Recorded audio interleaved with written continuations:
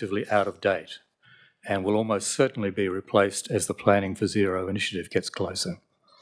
Council can do more than the basic legal minimum if it wishes to do so, and if sufficiently motivated, it can advocate and negotiate with DIT to achieve better safety standards for the youngest of our school children who use this crossing.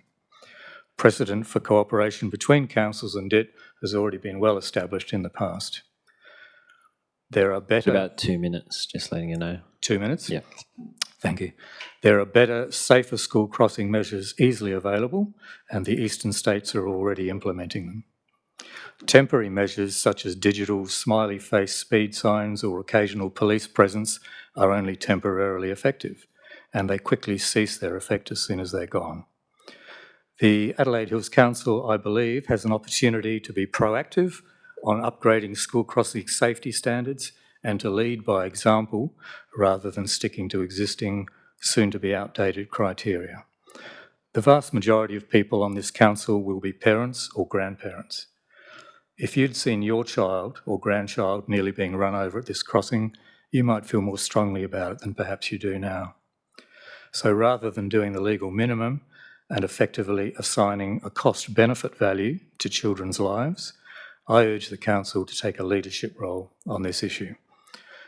I urge you to look further than being merely legally compliant and to actively support an upgrade to the crossings at Aldgate Primary School. I thank you for your time. Thank you for your deputation. Councillor Parkin, you have a question? Yes, through you, Acting Mayor, I do.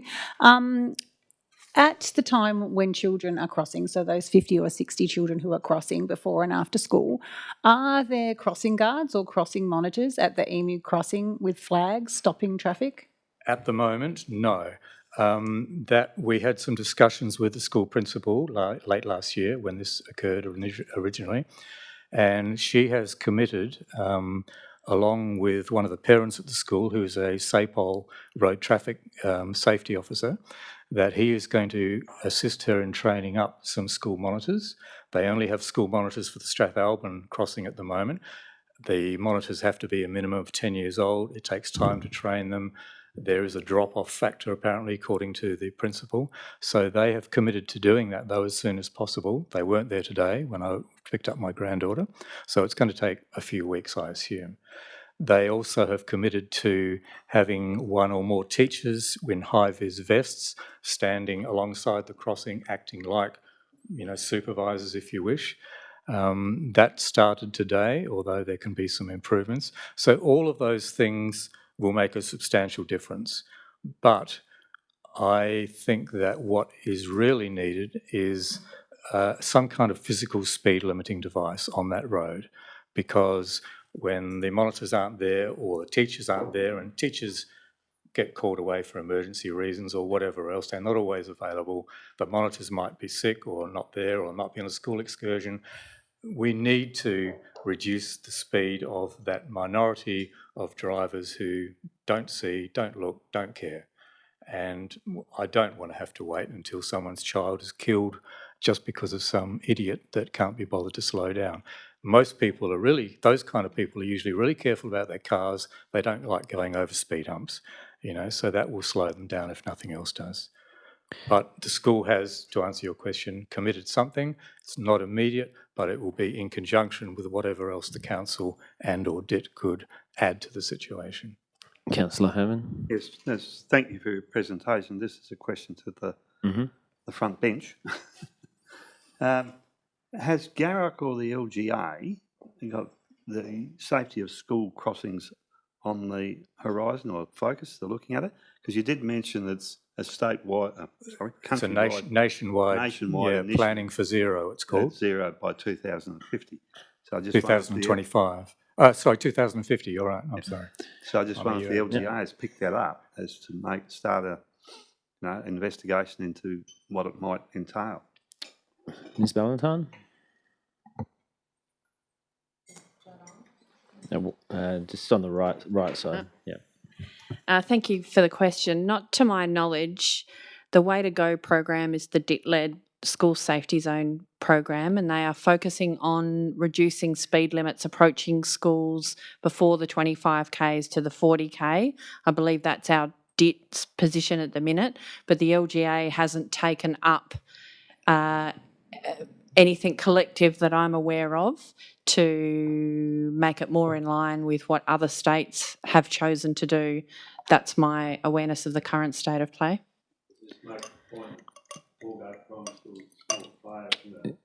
Councillor Herman, no, we're not commenting, just questions of this. It's just because I know there's other questions.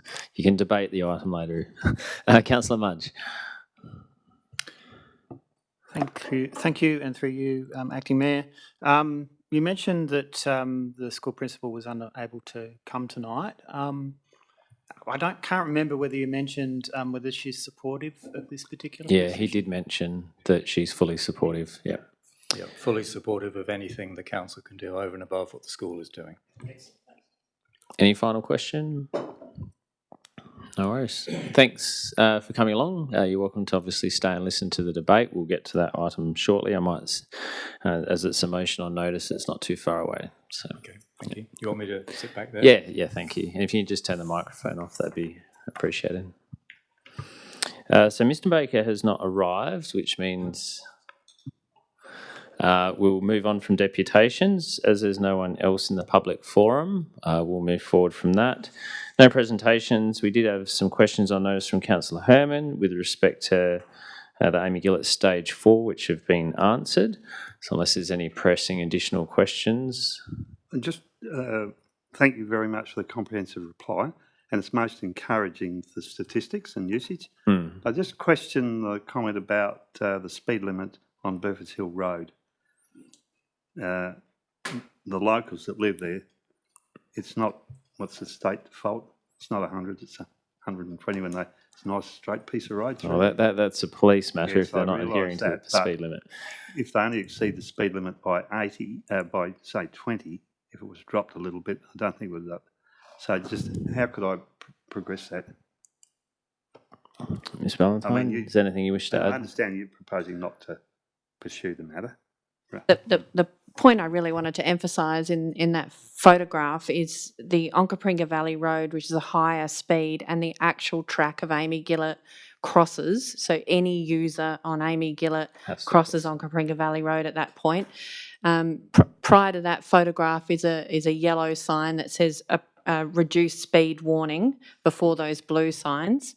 My point I just wanted to reinforce is that Burford's Hill is just horses or those that choose not to go along Amy Gillett, because Amy Gillett crosses the bridge. So there will be implications, whatever we pursue there, for this intersection, if that's what I wanted to make sure you consider. Yeah. Okay, so we'll move on to motions on notice. We have two, the first one being from Councillor Grant, the COPRP composition and operation. I might actually seek leave of the meeting to see if we can bring forward Councillor Mudge's motion, if that's okay, just because we have someone in the gallery. Do I have leave of the meeting? Excellent. So I might pass it over to you, Councillor Mudge, to move and speak to your motion. Thanks. Thank you, Acting Mayor. I'd like to thank Mr Melanie for his deputation on this issue tonight, particularly the aspects that highlight measures that Council can take that go beyond minimum compliance, and highlighting that there are additional, quite possibly low, cost measures that could be taken to improve road safety at Aldgate Primary. I was contacted by Mr Melanie about a week and a half before the school Christmas break-up with the story of a disturbing incident which he's talked about at the existing Emu crossing on Fairview Road. I won't go into it further, even though I've got it described here, but he's covered that a lot better than I can. I later met with him and also briefly the school principal, Hazel Robertson, outside the primary school at the school drop-off to observe the issue for myself. It was quite clear to me from observing the pedestrian car dynamic along Fairview Road that the current configuration, or maybe being technically compliant with DIC guidelines, is unsafe for young pedestrians at drop-off and pick-up times. For those of you not familiar, there are a number of angle parking spaces along the road from which parents and carers are continuously driving into and reversing out of. This is a hazard for young pedestrians in itself. It is, however, exacerbated by persistent levels of speeding during this period. At school drop-off pickup, the speed is limited to 25 kilometres per hour, and I observed a number of vehicles that were not obeying this limit. It's clear to me that while the administration notes the current infrastructure is compliant, compliance is an administrative flaw, not a safety ceiling. We must aim for a zero harm standard where no child is seriously injured due to outdated pedestrian safety design. Those of us who have worked in the area of workplace health and safety will be well aware of the principle called the hierarchy of controls that is used to assess the relative effectiveness and desirability of different controls to improve safety. In this hierarchy, physical engineering controls, such as wombat crossings or speed humps, are far superior because they design out the hazard by physically forcing vehicles to slow down, regardless of driver attention or compliance. Administrative controls, such as increased police patrols, emoji speed radar signs, crossing monitors, and education of children and parents, are less effective as they attempt to change behaviour through warnings, rules, or supervision. They fail as soon as a person makes an error or ignores the rule. This is one of the reasons why Mr. Melanie and I believe that an ideal outcome would be to replace the Emu crossing with a wombat crossing that physically reduces the speed of vehicles. And speed, as we know, time after time, is the number one contributor to injury and death in accidents. However, I'm pragmatic about this and understand that due to the volume of traffic down Fairview Road, DIT is unlikely to agree to this as it doesn't fit the criteria. I do, however, believe that there are things that we can do better than just compliance, and a few administrative controls suggested by staff. I would also like to remind members that this motion calls for a report. It does not commit council at this stage to any expenditure. Also, while there may be some schools such as Stirling East Primary and Hills Christian Community School that staff judge are more deserving of increased road safety infrastructure, I don't think that this is a either-or situation. Got about a minute. Modern road safety should not just be about risk-based economic trade-offs. It's also about reducing the risk to our most vulnerable children so far as is reasonably practical. Rather than waiting for regulations to catch up with the eastern states, this council has the opportunity to be proactive, putting the safety of our youngest, most vulnerable residents to the forefront. Thank you. Just to confirm before we move on, Councillor Mudge, you're moving what's up on the screen, which was an amended version of what was in the report, correct? Yeah, sorry about that. Yeah, It's okay. I did circulate that Yes. this afternoon. I just wanted to make sure that's what you were moving and everyone was aware. Okay, do I have a seconder for that? Councillor Woolcott, would you like to speak to it? So I'm very happy to second this motion.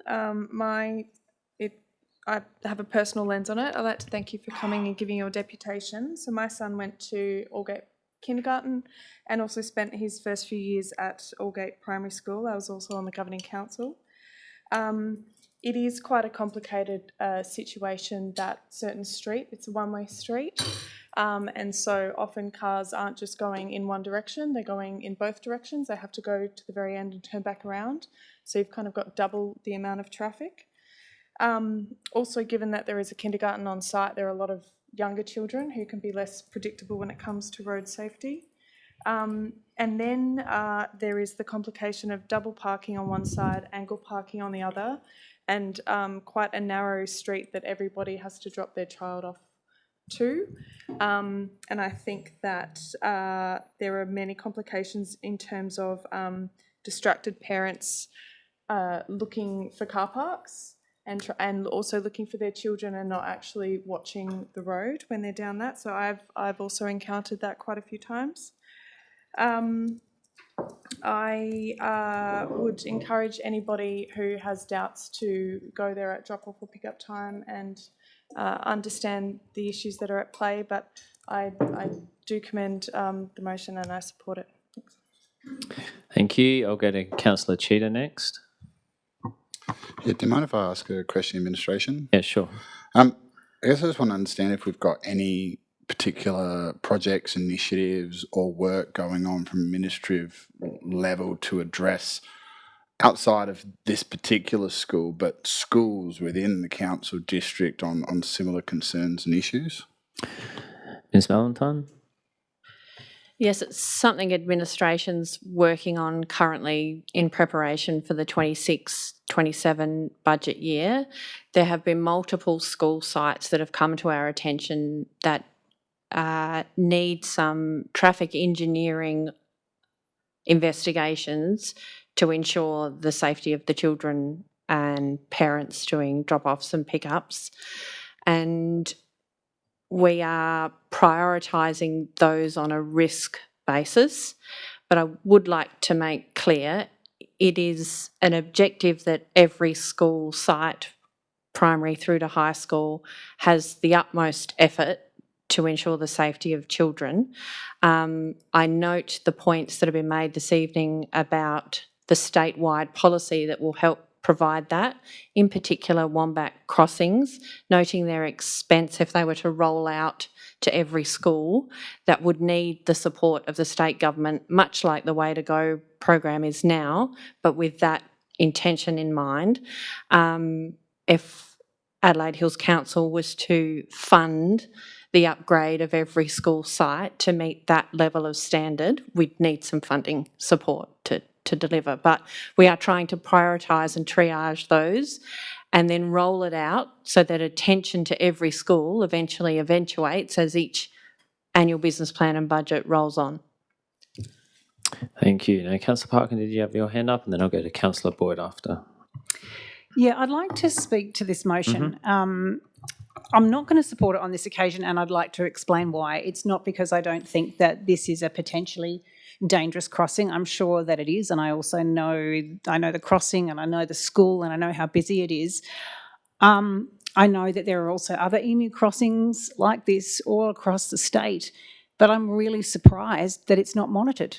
I'm incredibly surprised if it's that dangerous why there aren't school monitors and staff monitors like there are at many, many, many other schools, and why the parents and the parent group at Aldgate School haven't gone, this is so dangerous, we'll get some staff monitors there. I mean, you can put a speed hump there, but a speed hump isn't going to make someone look to the left or right to see if there's a child there. A monitor holding a flag, physically stopping the traffic, will do that, and that's usually what happens at school crossings. And I have questions as to why it's not happening at this crossing. And I note the fact that it's not happening may well be the reason that we've got this issue coming to us today, because we haven't had any other issues brought to us from school crossings that are effectively personneled and monitored by either trained school monitors or staff or volunteer parents who look after school crossings at most schools. So what I would like to see first, before we go ahead and investigate this, is to see what Aldgate Primary School's response is in terms of making sure this crossing is effectively managed the way other school crossings are effectively managed, because I think that's the key here. I think the key is having good crossing management, and I think if we get that good crossing management in place and there's still an issue, then yes, then let's look at other options. But I think there's your first and easiest option right there. So for that reason, I won't be supporting this motion at this time. Thank you. Councillor Boyd, and Yes, then councillor through you, Cheetah. Acting Mayor. I do support this motion wholeheartedly. We heard how many kids are there for primary school and how many kids are there for kindy, but there's also weekly or bi-weekly playgroup where you've got between 20 and 40 kids under 3 years of age. They also would be coming in and out at a time where a monitor would not be available during the day. I also just wanted to point out to everyone how successful the Wombat crossing has been in front of the Sterling Hotel. That was... Hospital. what did I say? I know. One will take you to the other. Yeah, Sterling Hospital. It was a long haul to get that up and going, but it certainly served its purpose. So I strongly agree. Particularly, my children went to playgroup there, and I saw them playing around, and I was probably one of those very distracted mothers enjoying a conversation with the other mothers out there, and we should have been watching. So we're probably very lucky that nothing has happened yet, and I would like something to happen, something to be changed before it does happen. Councillor Cheetham. Yeah, thank you. Through you, Acting Mayor. I'm not going to support this motion, same as Councillor Parkin. I'll explain why. I don't think it covers as much as it should. We as a council have some responsibilities to the council, the entire council, and this isn't about prioritising other areas, other schools that are more important in a report, but I think what's been highlighted tonight, and to me through the term, through a number of schools, I know Miss Ballantyne and her predecessors and I have had many conversations around school infrastructure, and there are some real challenges. We have schools accepting large numbers of students now. We've got lots of students fitting into especially some of our state schools. We've got new private schools coming through. We've got new childcare centres popping up left, right and centre. We have changing lifestyle arrangements. Parent volunteers are near impossible to come across to do these crossings. We've got students that are now in vacation care, so unable to assist. We've got a changing world when it comes to educational institutions and road safety. This motion came in our agendas on Friday, and I will foreshadow that whether this motion is successful or not, and I understand it is seeking a report. I think there's a report to be had, and it is broader than a single school, and I think it needs to happen without delay. I think it needs to be a conversation we have as leading into some of our budgetary conversations, but I think it is our responsibility for equitable consideration for our entire council district when it comes to this, because there are schools that have very different access to resources or in different positions, student numbers, and I think we need to understand how we prioritise this. But I think first and foremost, we just need to prioritise the fact that we do have a floor of an emu crossing and that we can aspire to more. So I won't be supporting this motion because it isolates an individual school, but it will be my intention to bring something to our next meeting to address the council district and safety at school crossings. Do you have a question, Councillor Osterstock, or because I was going to go to Councillor Grant? Oh, I'm sorry. I thought. No worries. Councillor Grant, then Councillor Osterstock, then Councillor Herman. Quite all right. Councillor Osterstock, if I could ask a question first, and sorry if this is repetitive for the administration. Does Adelaide Hills Council have a system of assessing and prioritising the safety needs of schools throughout our area? Thank you for the question, Councillor Grant. We are constantly working with DIT with the Way to Go program, and the Way to Go program set up to balance all the competing factors that a school might face: student numbers, DIT road, local council feeder road, and work out the best system for that school. That's the premise of the Way to Go program. So that system has been working here well. And there's a very strong relationship with DIT and the Way to Go program. Since joining council, we are working on escalating that to make some observations around over and above the Way to Go program. So to Mr. Maloney's point, lifting it beyond just the compliance around that. Way to Go works on the collective effort of DIT, the local council and the school community.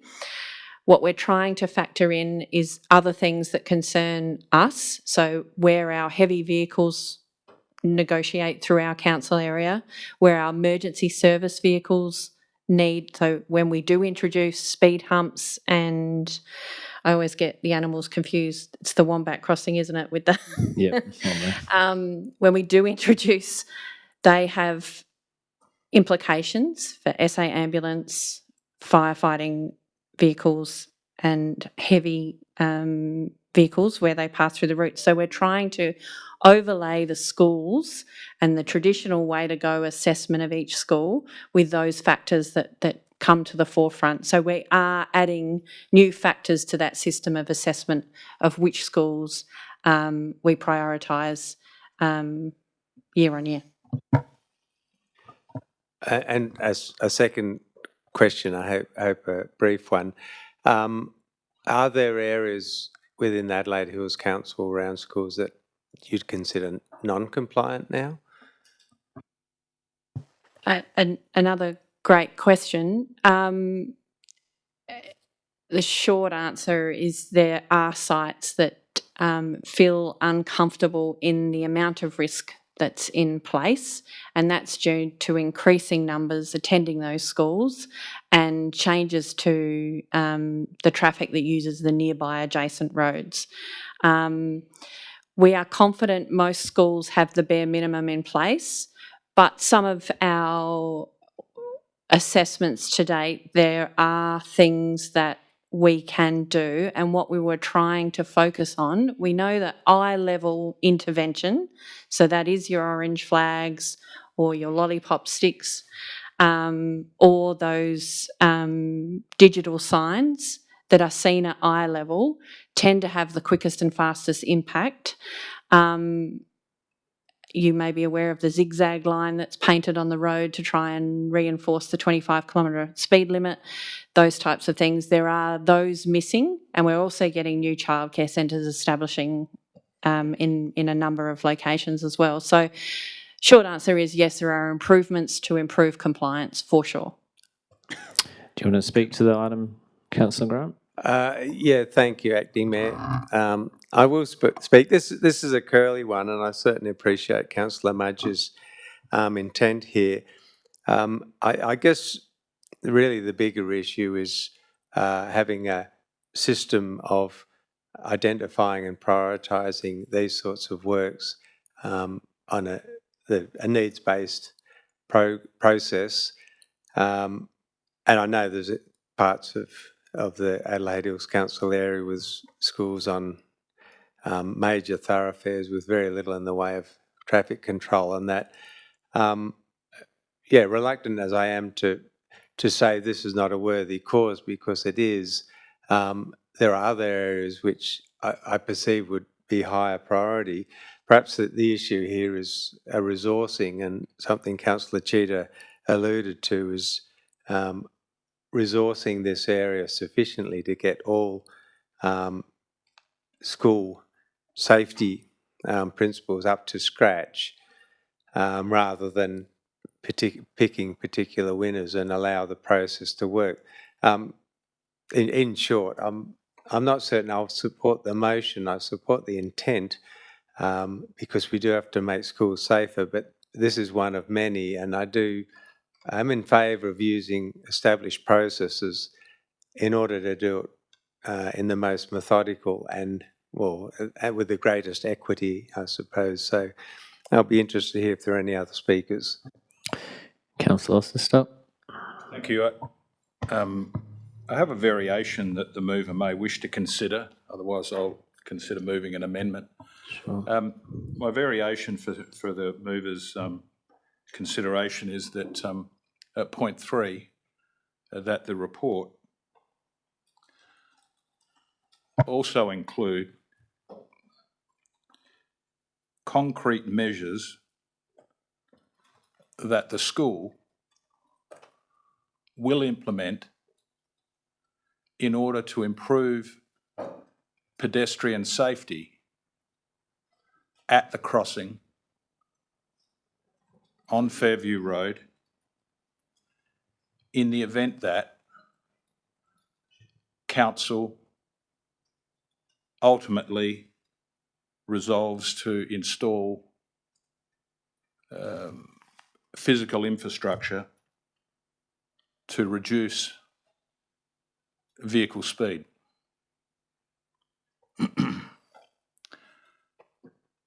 That's my suggested variation. Just give us a moment to review that.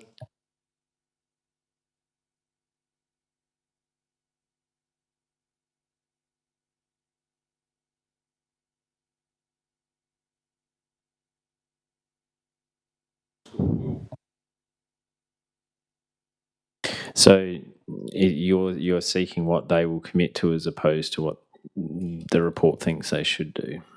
So you're saying that if council were to do this, they have committed to X, Y, and Z. Okay.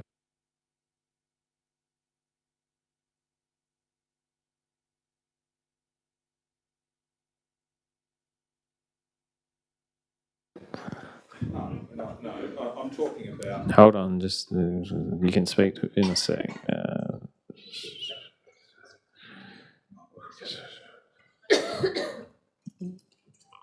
I think it's probably more an amendment if you want to move an amendment. It's not a variation. To add some more to the motion. I'm happy to do that, if you rule that way.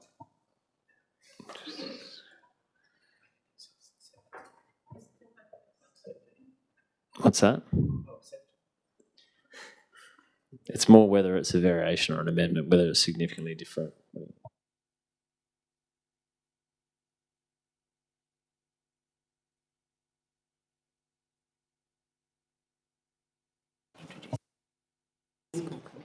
Yeah, we're probably both of the same view that because it's introducing a new aspect to it where we're requiring another external body to make particular commitments, that it would be an amendment, but I'm happy for you to move that amendment and speak to it.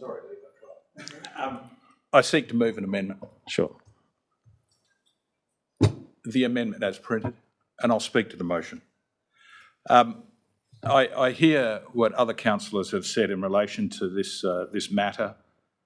I do also importantly point out that it's calling for a report. It's not committing the council to any expenditure, and that's a significant issue here, I suggest, with respect, when considering this motion.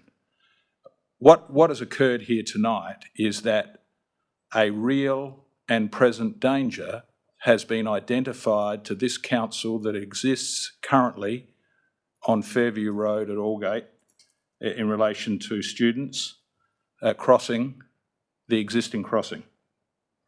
It is incumbent, in my view, on this council to take action. This motion is calling for a report. That's the action that we're committing to here tonight if this motion gets up. That's my first point. My second point is that the motion quite proactively provides some cost-effective solution. And that Sorry, I'm just going to have to say you need to speak to the amendment, not the motion in its entirety. So when you're moving an amendment, you only speak to the amendment itself. Ah. Yeah. When can I get to speak to the motion? By moving the amendment, that's the way you speak to the motion. And do I get a second bite at the cherry when the amendment becomes the motion? No. Oh. I've given a bit of leniency in the sense that you've made a few points, but I think just... Thank you. Yeah. Speaking to the amendment, I think it is important that should the council resolve, as has been suggested in item 1 and 2, that the council in its consideration of this matter obtain some commitment from the school itself. That's appropriate. We have heard from our speaker tonight that is the intention, but by formalising that request from council in considering this report that is being requested, that will add weight to council's decision-making process with documented commitments from the school as to what the school will implement if the council should go down the path of installing physical infrastructure to slow traffic.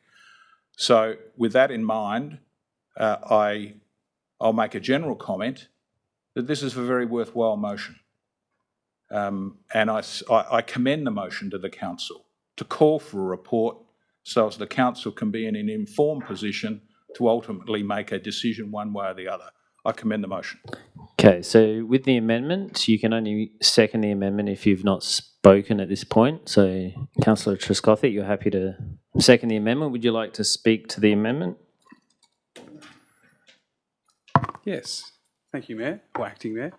Yeah, I'd like to obviously second Councillor Osterstock's amendment, I suppose I have without getting on too much of a tangent, I have a bit of a personal one on this, where I had a friend in Victoria. His son was run over by an inattentive driver 2 years ago and killed, and he has not been the same since. So I think this is asking for a report, and that amendment just builds on that. I think this is something we can't just overlook, and I think we should be progressing with this motion. So I support it and second it. Okay, so noting anyone else can speak to it, but I'd just like to reiterate we're going to speak to the amendment, not the motion as a whole. Well, Councillor Herman. I have a question. I Sure. wanted to speak to the original motion. Sure, what's your question? Well, that's my question. When can I speak to the original motion? Once the motion is either endorsed or lost. Thank you. So, And the other question I have is, well, I'll leave it for the time okay, being. sure. Councillor Parkin. Thank you, Acting Mayor. Can I suggest a variation to the amendment? Oh, you can. Thank you. Well, You don't need to, obviously. So basically, point 3, which is the amendment, suggests that in order to improve pedestrian safety at the crossing on Fairview, in the event that council ultimately resolves, I think they need to look into that irrespective of what we resolve. So I think the amendment suggests that they don't need to look into anything. The way it reads is that they don't need to look into let's anything. not debate it. No. I'm that's Yeah. So what's your so suggested my wording variation? would be, in order to improve pedestrian safety at the crossing on Fairview Road, that the report also include concrete commitments that the school will implement in order to improve pedestrian safety on Fairview Road. Full stop.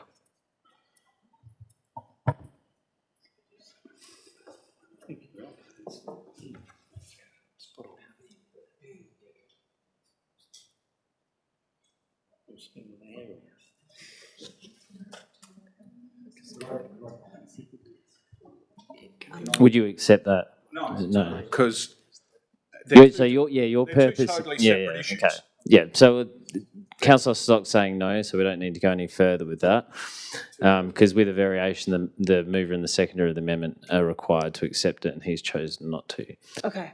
Would anyone else like to speak to the amendment? Councillor Grant. Yeah, just a question for the administration. Yes. What power does council have to compel? Well, they don't have power, and I did ask Dr. Gill that, but if the school were to choose to make particular commitments, that would form part of the report. And that's ultimately what Councillor Stock's requesting. But yeah, we cannot require them to or force them to. Would anyone else like to speak to the amendment? Just mindful to keep things moving along. Okay, so there's no right of reply, so I'll put the amendment, noting this will not be the final vote on the motion. This is just choosing whether you accept that amendment in red to form part of Councillor Mudge's motion. Is everyone clear on that? Just particularly for the new members? Okay, so I'll put the amendment. All those in favour to please indicate. Those against? Did you vote, Councillor Parker? No, well, you have to, vote. I need to think about it. Okay. Well, I'll put the amendment again. All those in favour to please indicate. 1, 2, 3, 4, 5, 6. Well, it's passing anyway, so what are you going to do? Vote for or against? Those against? Okay. The amendment is passed, so we now have the motion as amended. Right, so people left that can speak, Councillor Herman, Councillor Gladigo, Councillor Huxter. Okay, so would any of you like, Councillor Herman, you indicated you wish to speak. Yeah, first of all, I had a question to Ms Charlton. When the childcare centre is approved through the planning process, are you able to put a condition that they put in zebra crossings and things like that at their expense? Because we've just heard, and I'm aware of childcare. I know they're required to do traffic reports, but I'm not sure if you can compel them. Actually get them to do something on the ground. I probably have to take that on notice, but what I would say is, depending on the road, there's often a referral. So there may be a referral to DIT if it's a state-owned road, and they may put conditions. But I think it would normally be that DIT would do the works and then require the developer to pay for them. And there are limitations on the conditions that can be applied on a development. Normally you can't condition things outside the property boundaries. It just seems to me if You're development. going to speak to the Yeah, I motion am now? speaking. Okay. A development creates additional traffic, and that they the developer should put some money towards those road improvements. So now I can speak. I'm a little bit concerned about sort of cherry picking, I suppose, because I've been chastised in the chamber for saying Project A is a fantastic project. I need to be reminded, and probably correctly, that there are other competing interests, and before we make a decision on something, that we should have a look at the bigger picture. On page 38 of the report, states administration is currently working on prioritising school-related safety projects. So I would imagine this one would be in there, but there are others that other schools, we've heard we've got plenty of schools in the district, that may also rank. So I will be supporting the report, but I like to see it when the report comes through, if it's possible. Let's have a look at all the schools that have need some work done. Is that possible in a? That's a different request. That's something Councillor Cheetah alluded to.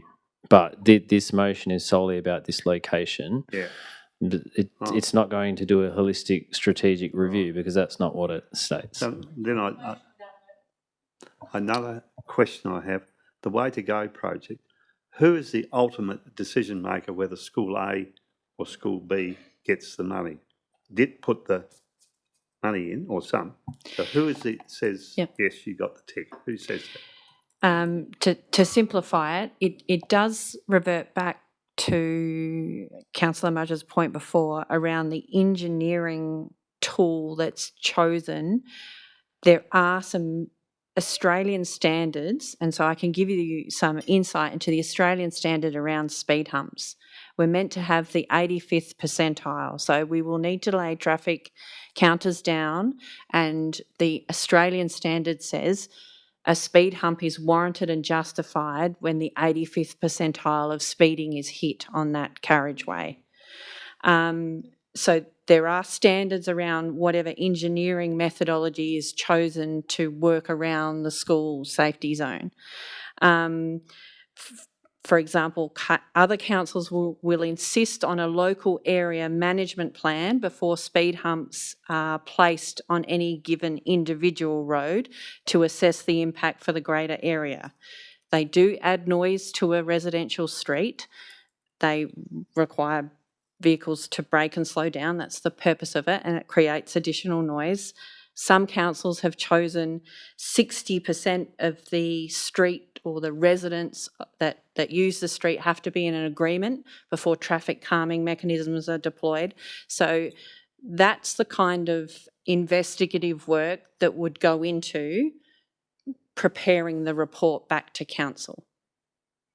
Sorry, but I think the question was like with the Way to Go program, who determines how that money's spent? Is it just DIT? DIT. Yeah. DIT's got the ultimate say in whether. All right.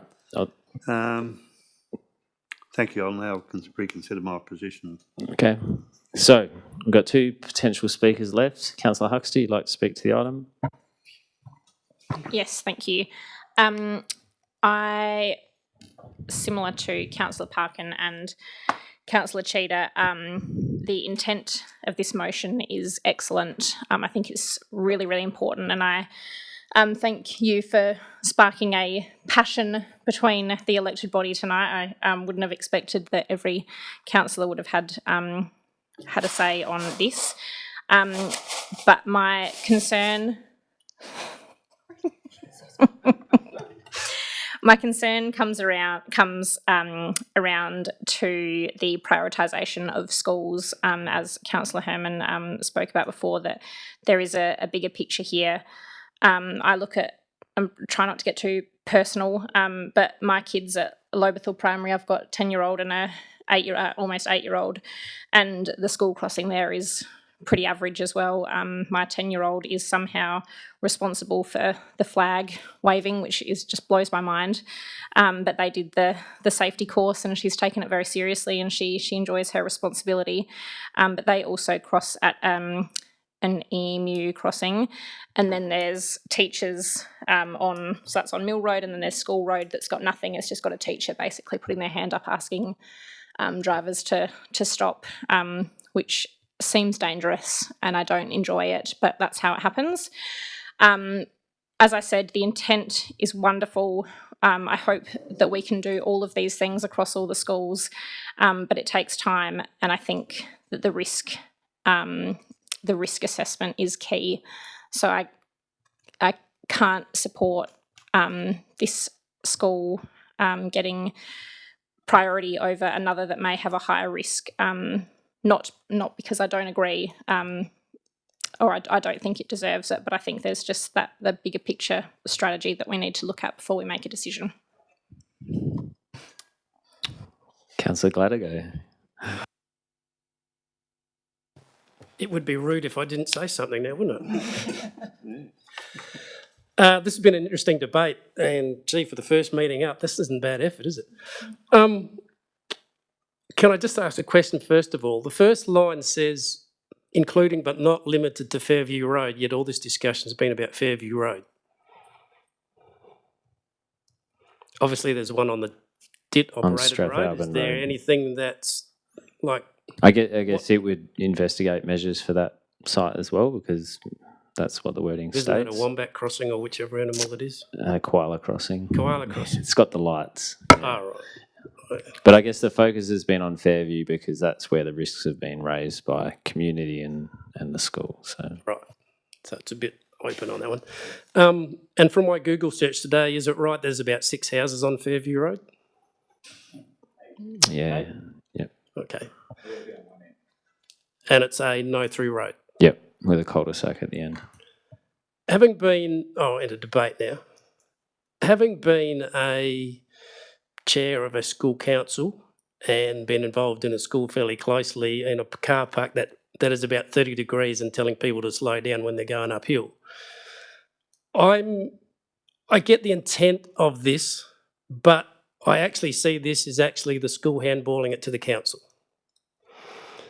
The problem with this isn't through traffic like everybody travelling through and big trucks and everything else. This is school parents who are dropping their kids at school who can't obey the signs, can't obey the speed limits or whatever, and yet they're the ones who are actually causing the harm, if we put it that way. I look at this as going, and I nearly agreed with Councillor Osterstock's amendment. I agree with the first part, is that this is a school that actually needs to go back to its school families and make a bit of an effort to re-educate them on that crossing, because they're the ones that are using it. This isn't the public domain in through traffic. This is their own school families, school parents. And so that's why I nearly agreed with Councillor Osterstock, because the first piece is correct.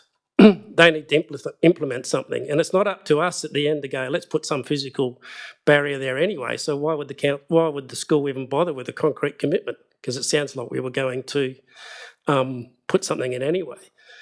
I mean, mind you, given a speed bump is no different to most tip roads that we drive around nowadays with potholes, so you probably wouldn't notice them. But I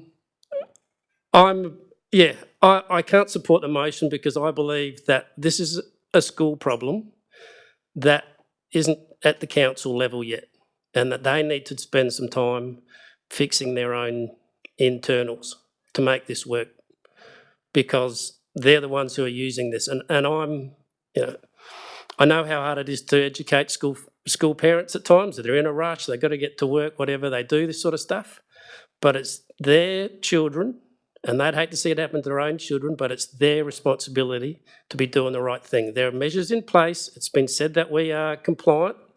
Yes, it might be better to have something more, but until the school does everything in its ways and means as a school to look after its school children, then after that, come and speak to us. Then I might consider it otherwise. Thank you. Councillor Mudge, your right of reply. Thank you, Acting Mayor. I've got pages of notes of responses. I'll try and make it quick if I can. You got 5 minutes. Sorry? You got 5 minutes. Have I? Okay.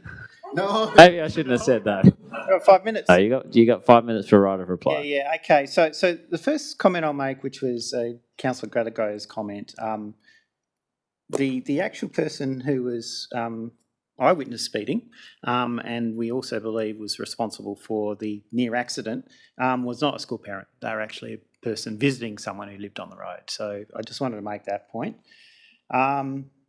And I also wanted to make a point that the school has already made a commitment, as Mr. Melanie has already said.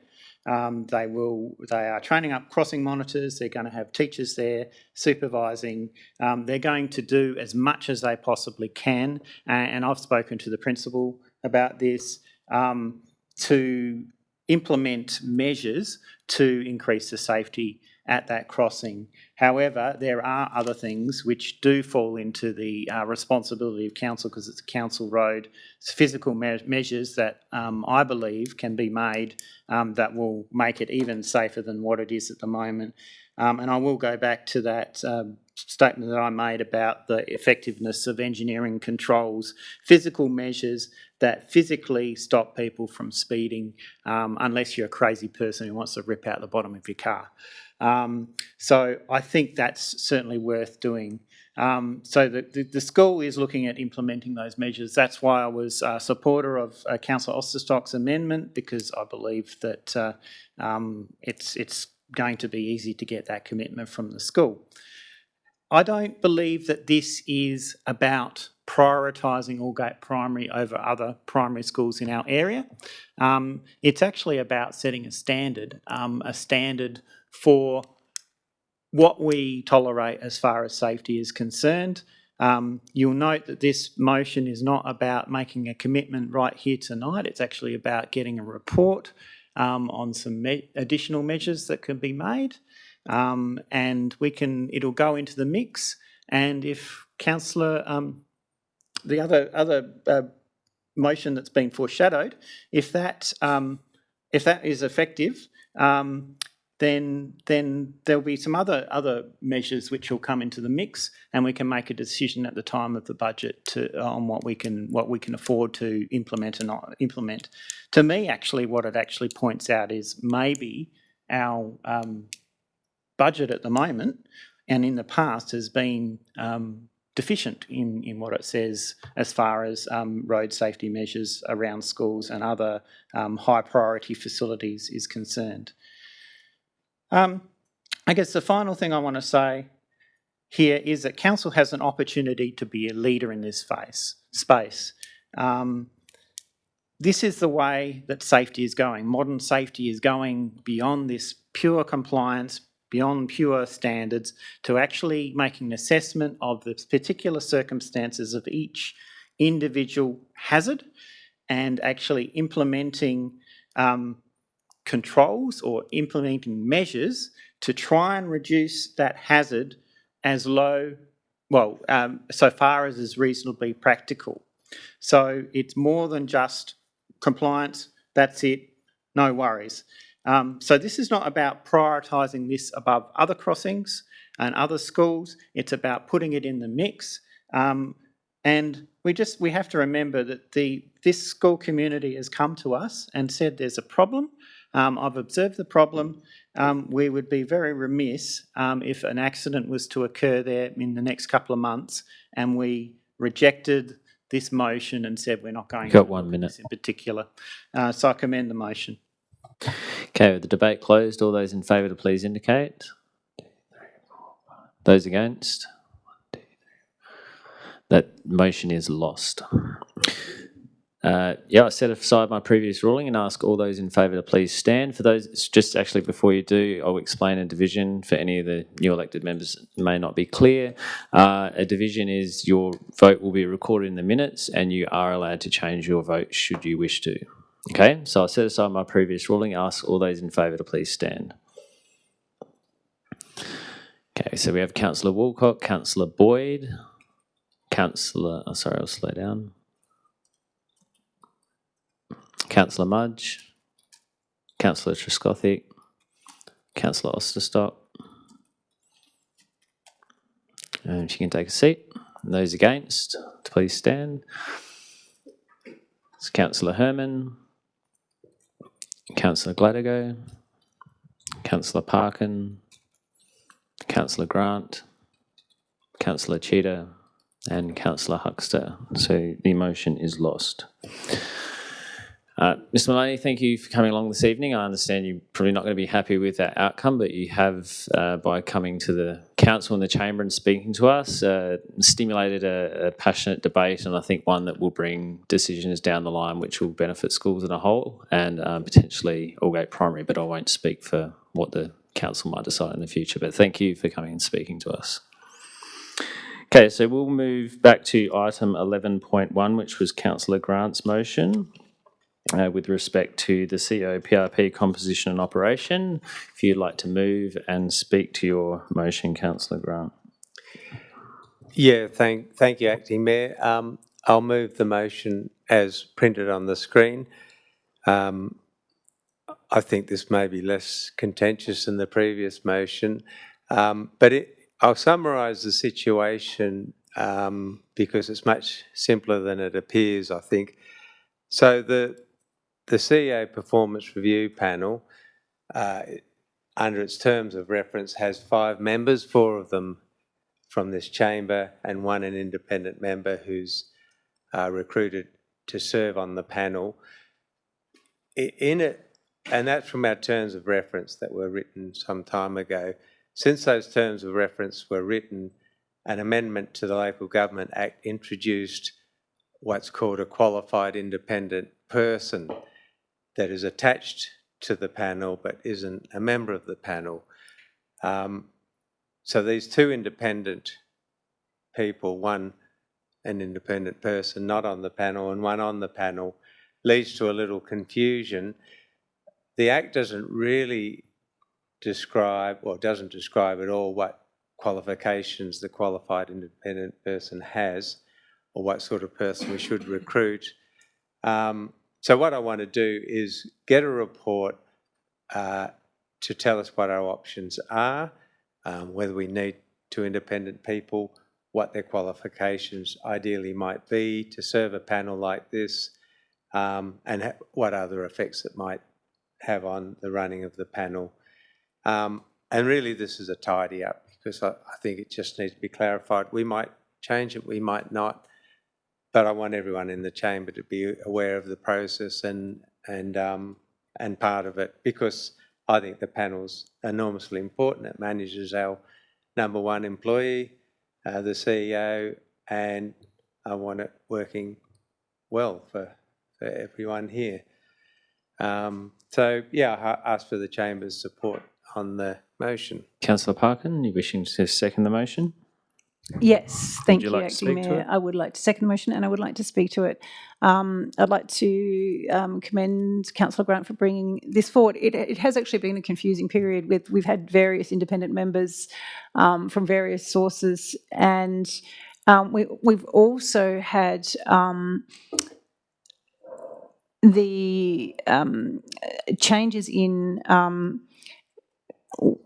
employment that the qualified independent members are allowed to have, and that's been a little bit confusing as well. So it might be good just to get all of this clarified so that we can, moving forward, build the best CEO PRP we can possibly build. We've had some excellent independent members that we haven't been able to keep because they've got employment which precludes them, and we didn't realise that employment precluded them.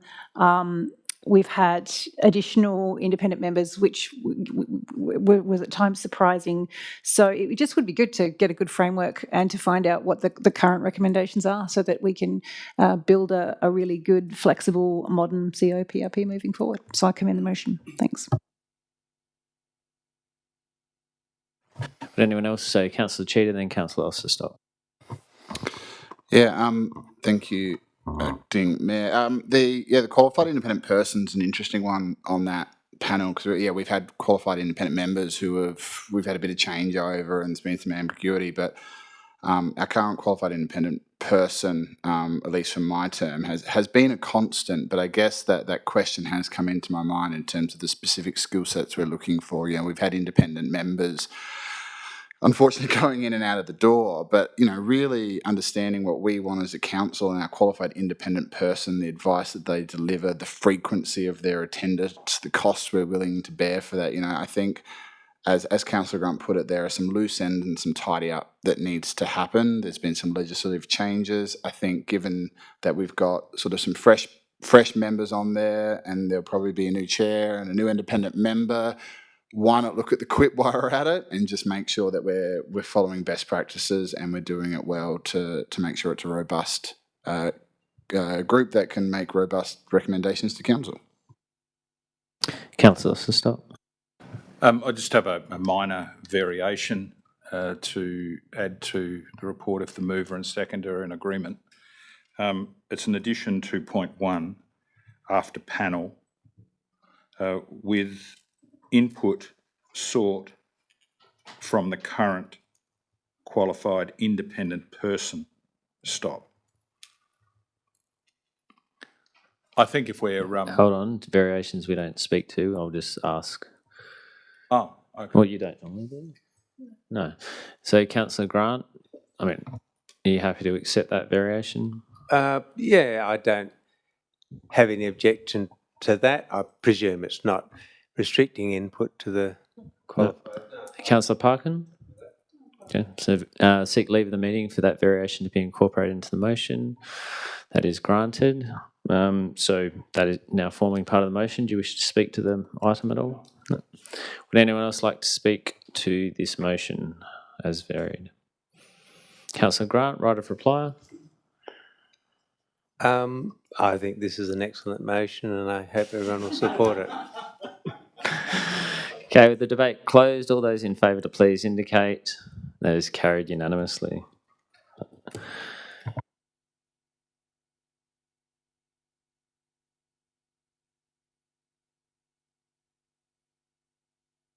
Okay, so from here we'll move on to the administration decision items, with 12.1 being the resolution status update, of which there was updated wording circulated to the elected body earlier this afternoon, which is also up on the screen. It was just changing the status of some of those motions.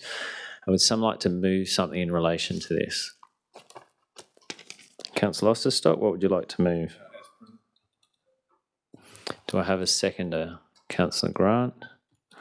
Does anyone wish to speak to that? Councillor Herman? I did raise the issue of the naming of the bridge at Mount Torrens on page 55 of your agenda. Council's approved naming of Andy Bennett Bridge and seeking concurrence to the Commissioner of Highways. Now, that happened back on the 28th of October. The intent of the community was to have this bridge name up. What's your question, Councillor Herman? My question is, the comment I got back, it's in the with the Commissioner of Highways, and is there any, can an elected member, whoever that elected member may be, take other action through the council to try and speed that? Is it a breach of protocol? Ms. Valentine. Because I'm unhappy with the Commissioner, most unhappy. Administration, do you have anything you'd like to respond to that? So I guess the query of whether an elected member... What could happen, the elected member, yeah, not saying who it is, the elected member may choose to write to the local member of parliament.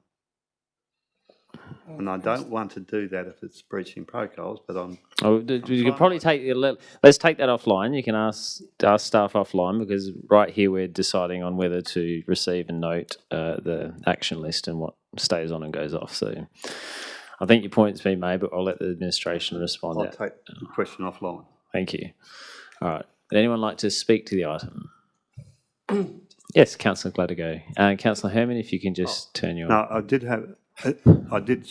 entering the debate then. Yes. 218 to 25, the naming of the bridge is completed. Well, I don't believe it is. The sign isn't up there. So that was the motion with respect to investigating the options regarding the naming of the bridge, after following procedures contained in public places. So that was the process. Yeah. not, yeah, so that's, and I did raise that as being complete, which is why it was changed. Councillor Gladego. Thank you, Acting Mayor. Just a question on one of them again. I'm allowed to do that.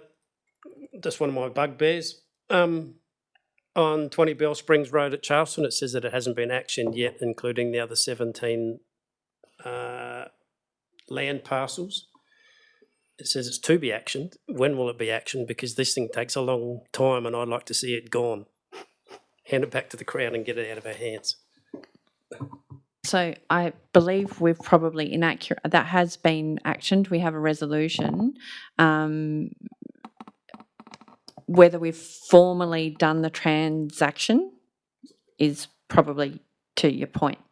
And yes, completed the process. We feel the same and we're working towards that, following the resources.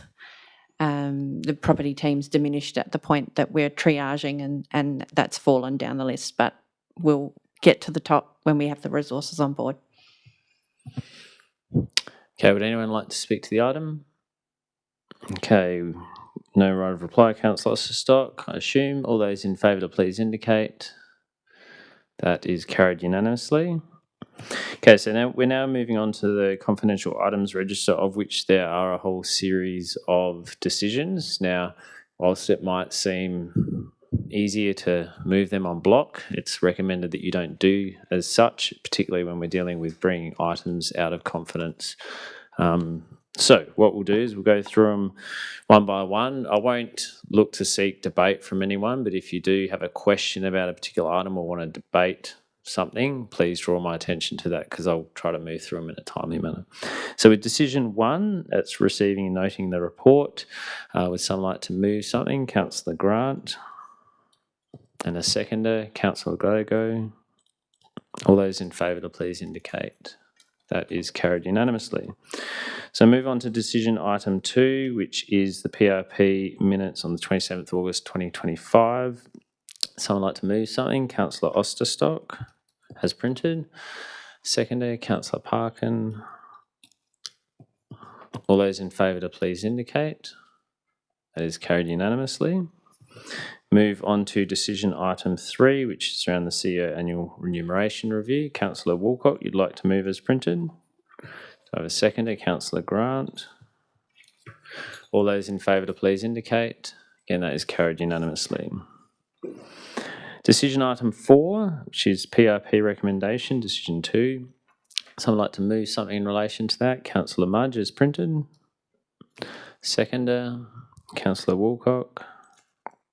All those in favour to please indicate. That is carried unanimously. Move on to decision item 5, which is around the independent chair appointment for the Regional Waste Management Authority. Councillor Herman, you're happy to move. Councillor Parkin to second. All those in favour to please indicate. That is carried unanimously. Again, PRP confidential minutes, this time from the 16th of April 2025. So I'd like to move something. And Councillor Grant has printed. And a seconder, Councillor Gladego. All those in favour to please indicate. That is carried unanimously. CEO remuneration annual review from 2025. Someone like to move something in relation to that? Councillor Grant has printed. Councillor Parkin. All those in favour to please indicate. That is carried unanimously. Okay, decision item 8, which is the CEO review report. Someone like to move something in relation to that? Councillor Woolcock. Councillor Mudge to second. All those in favour to please indicate. That is carried unanimously.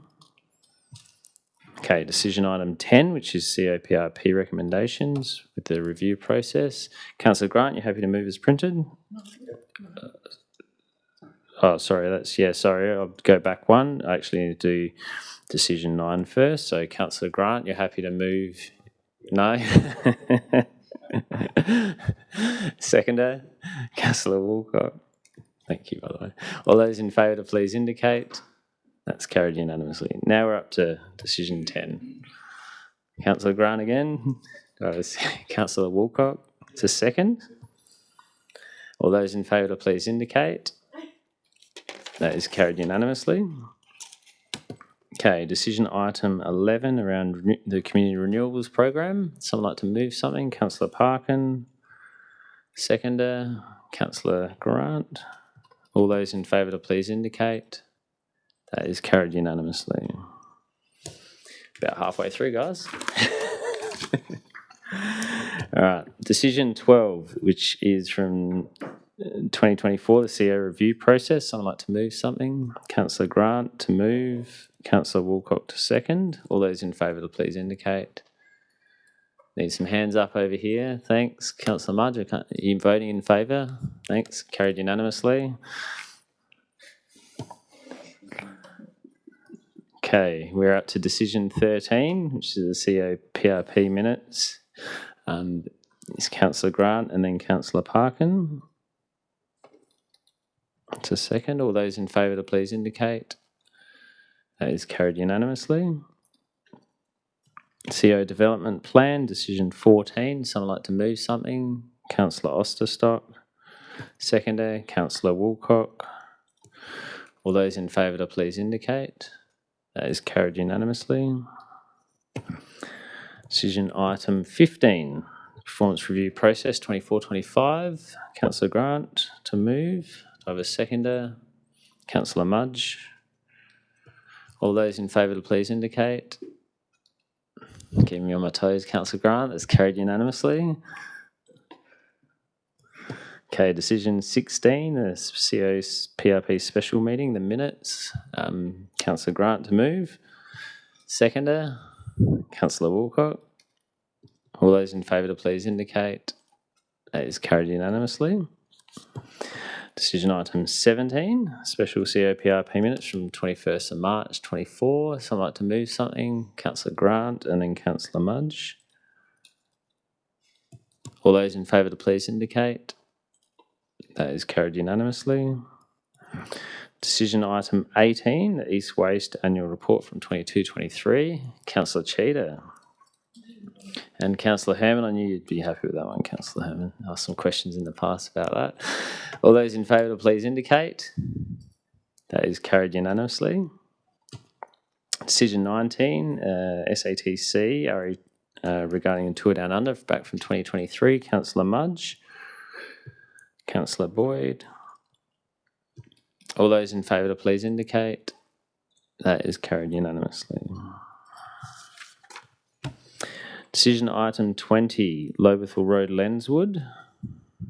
Councillor Grant was up first, and then Councillor Herman. Oh, you got a question? I do. All right, far away.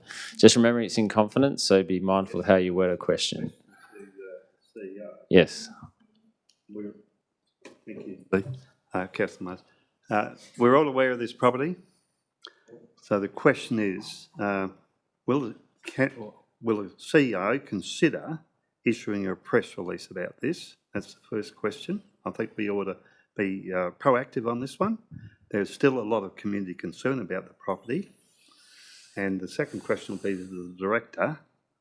Has there been any, have you received questions about the property, recent questions about the property, if you'll allow that? I'll allow the questions. They can answer it within the context of it still being in confidence at this point. Yeah. Through you, Chair, I might answer the second question first, because it will help with the first question. I have had a recent inquiry about the state of that property. I think what I would say is we're just continuing to monitor that property, and there has been significant improvement, and enforcement decisions are guided by whether there's sufficient evidence to take formal enforcement action to the required standard of proof. So while community perceptions, may differ and vary, there has been significant improvement, and the view of staff is that there are no currently, based on previous inspections last year, at this time, no further actions warranted, although we have scheduled a upcoming inspection of the Thank you. site. Thank you for that response. So the issue then of the issuing a press statement, I can assure you there is community concern about it. And So let's let the question be answered. right, so the question is press release. Be proactive with it, please. We can consider that. I think what we would be working through is what the key messages would be for the community that would warrant a press release.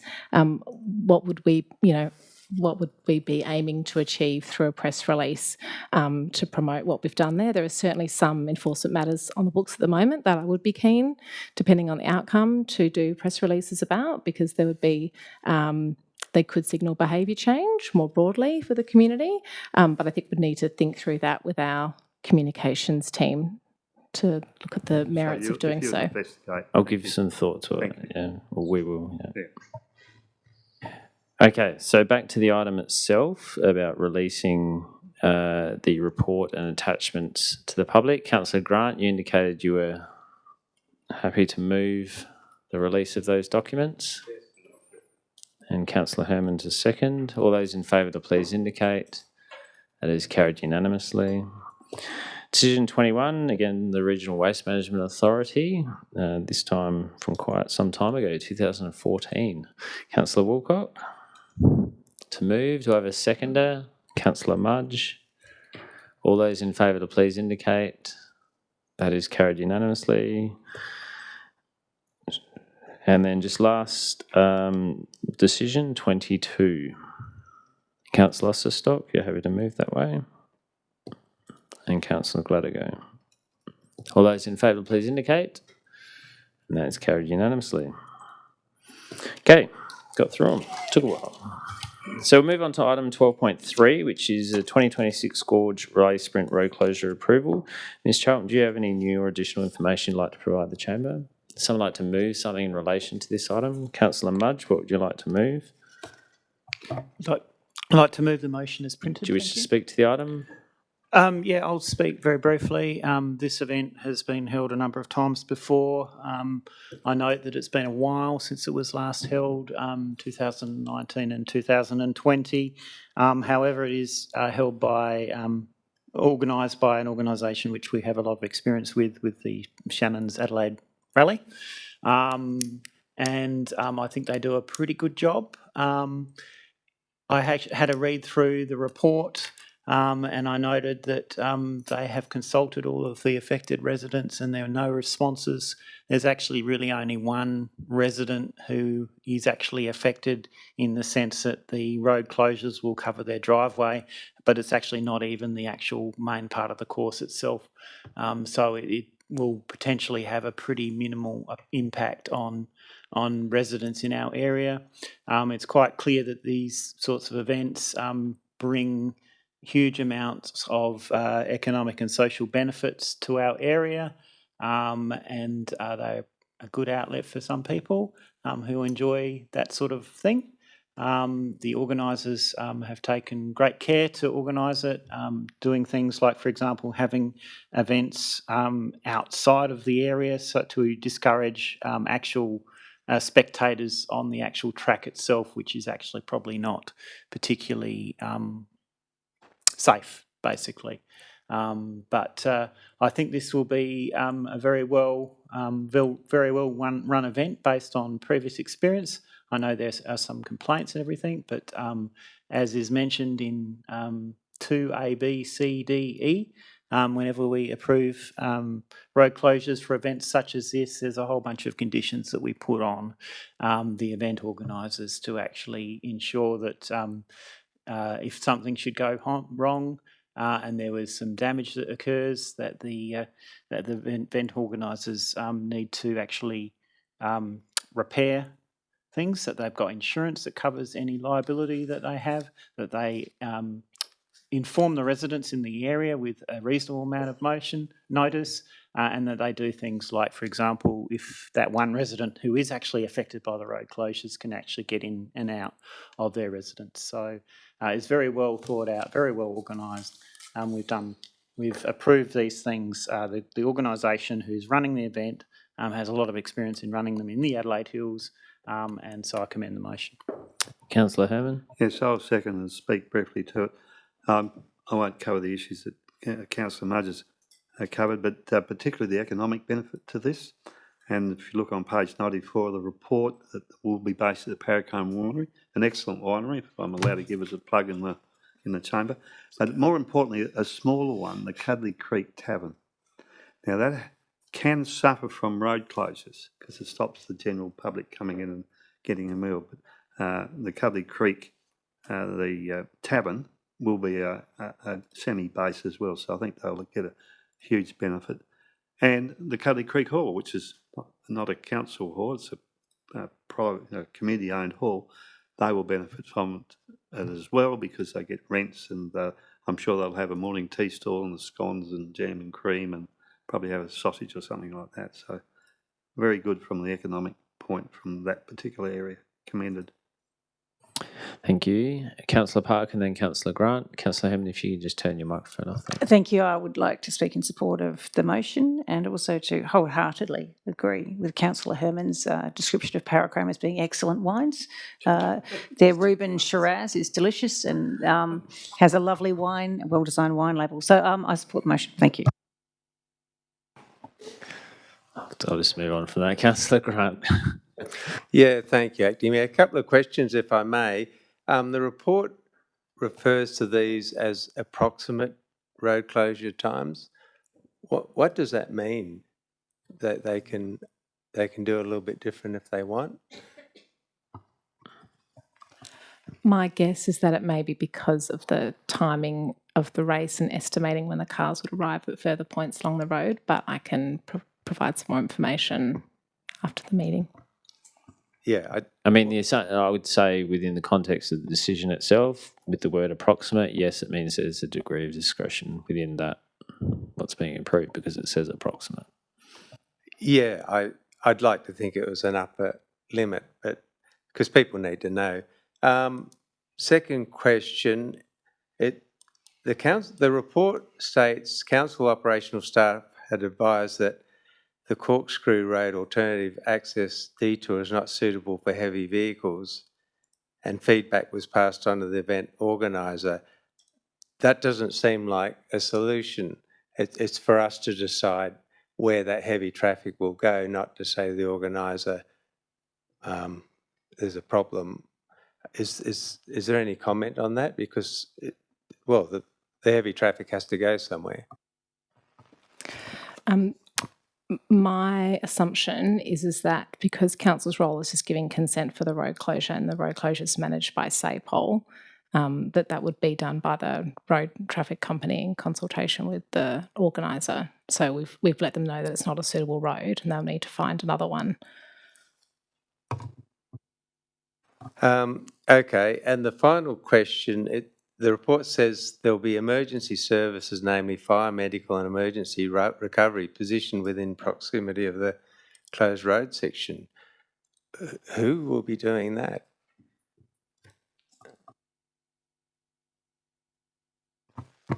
I'm just having another look at that part of the report.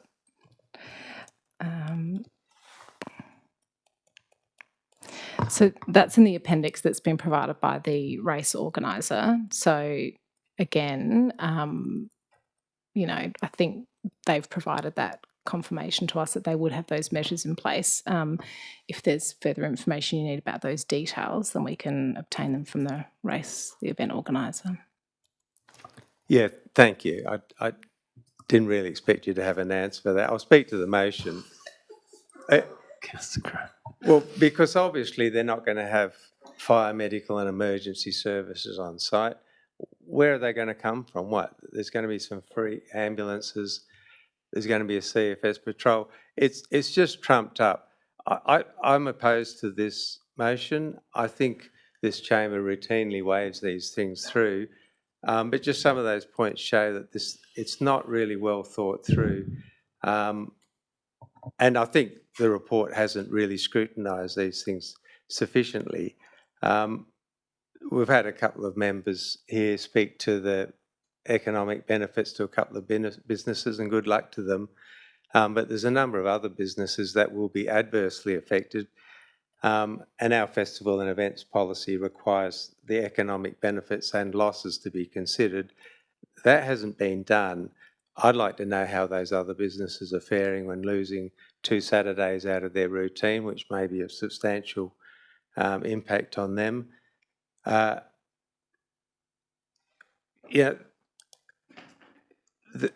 Councillor Mudge mentioned how the organiser will pay for any damage.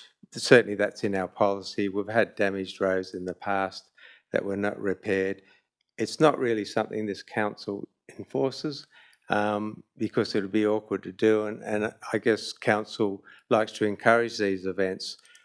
I think these events, if they're to be allowed, need to be done scrupulously. These are private businesses and they've got a very good business model, and good luck to them. Anyone's allowed to have a business, but they're charging thousands of dollars for each person to participate, and the main asset they're using is the roads our ratepayers build and maintain, and they get them for free.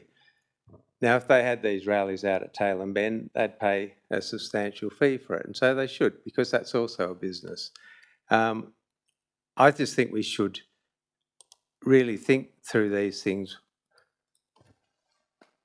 more deeply over whether our residents are really being served by this, who is being adversely affected, and frankly, relying on surveys run by the organisers leaving the fox in charge of the hen house. They're going to tailor it to get the result they want. Of course they will. And, you know, that's exactly what, that's, I'd probably do the same thing in their circumstance. It's our role to scrutinise, and I think these sorts of events need a lot more scrutiny. So I'll be opposing the motion. Thank you, Councillor Grant. Anyone else like to speak to the item? Councillor Gallagher.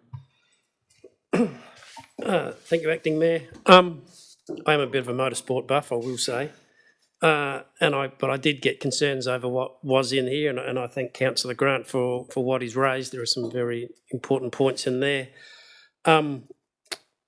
I do have a issue where they're saying they're only putting signage up 3 weeks beforehand, having had a person contact me after the TDU saying we lost so much business on the day because we didn't know it was happening. And I don't think 3 weeks is enough.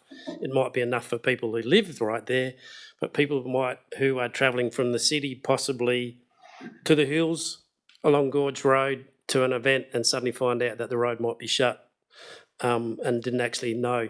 So that signage around closing roads concerns me immensely, because I've been dealt with these type of things before.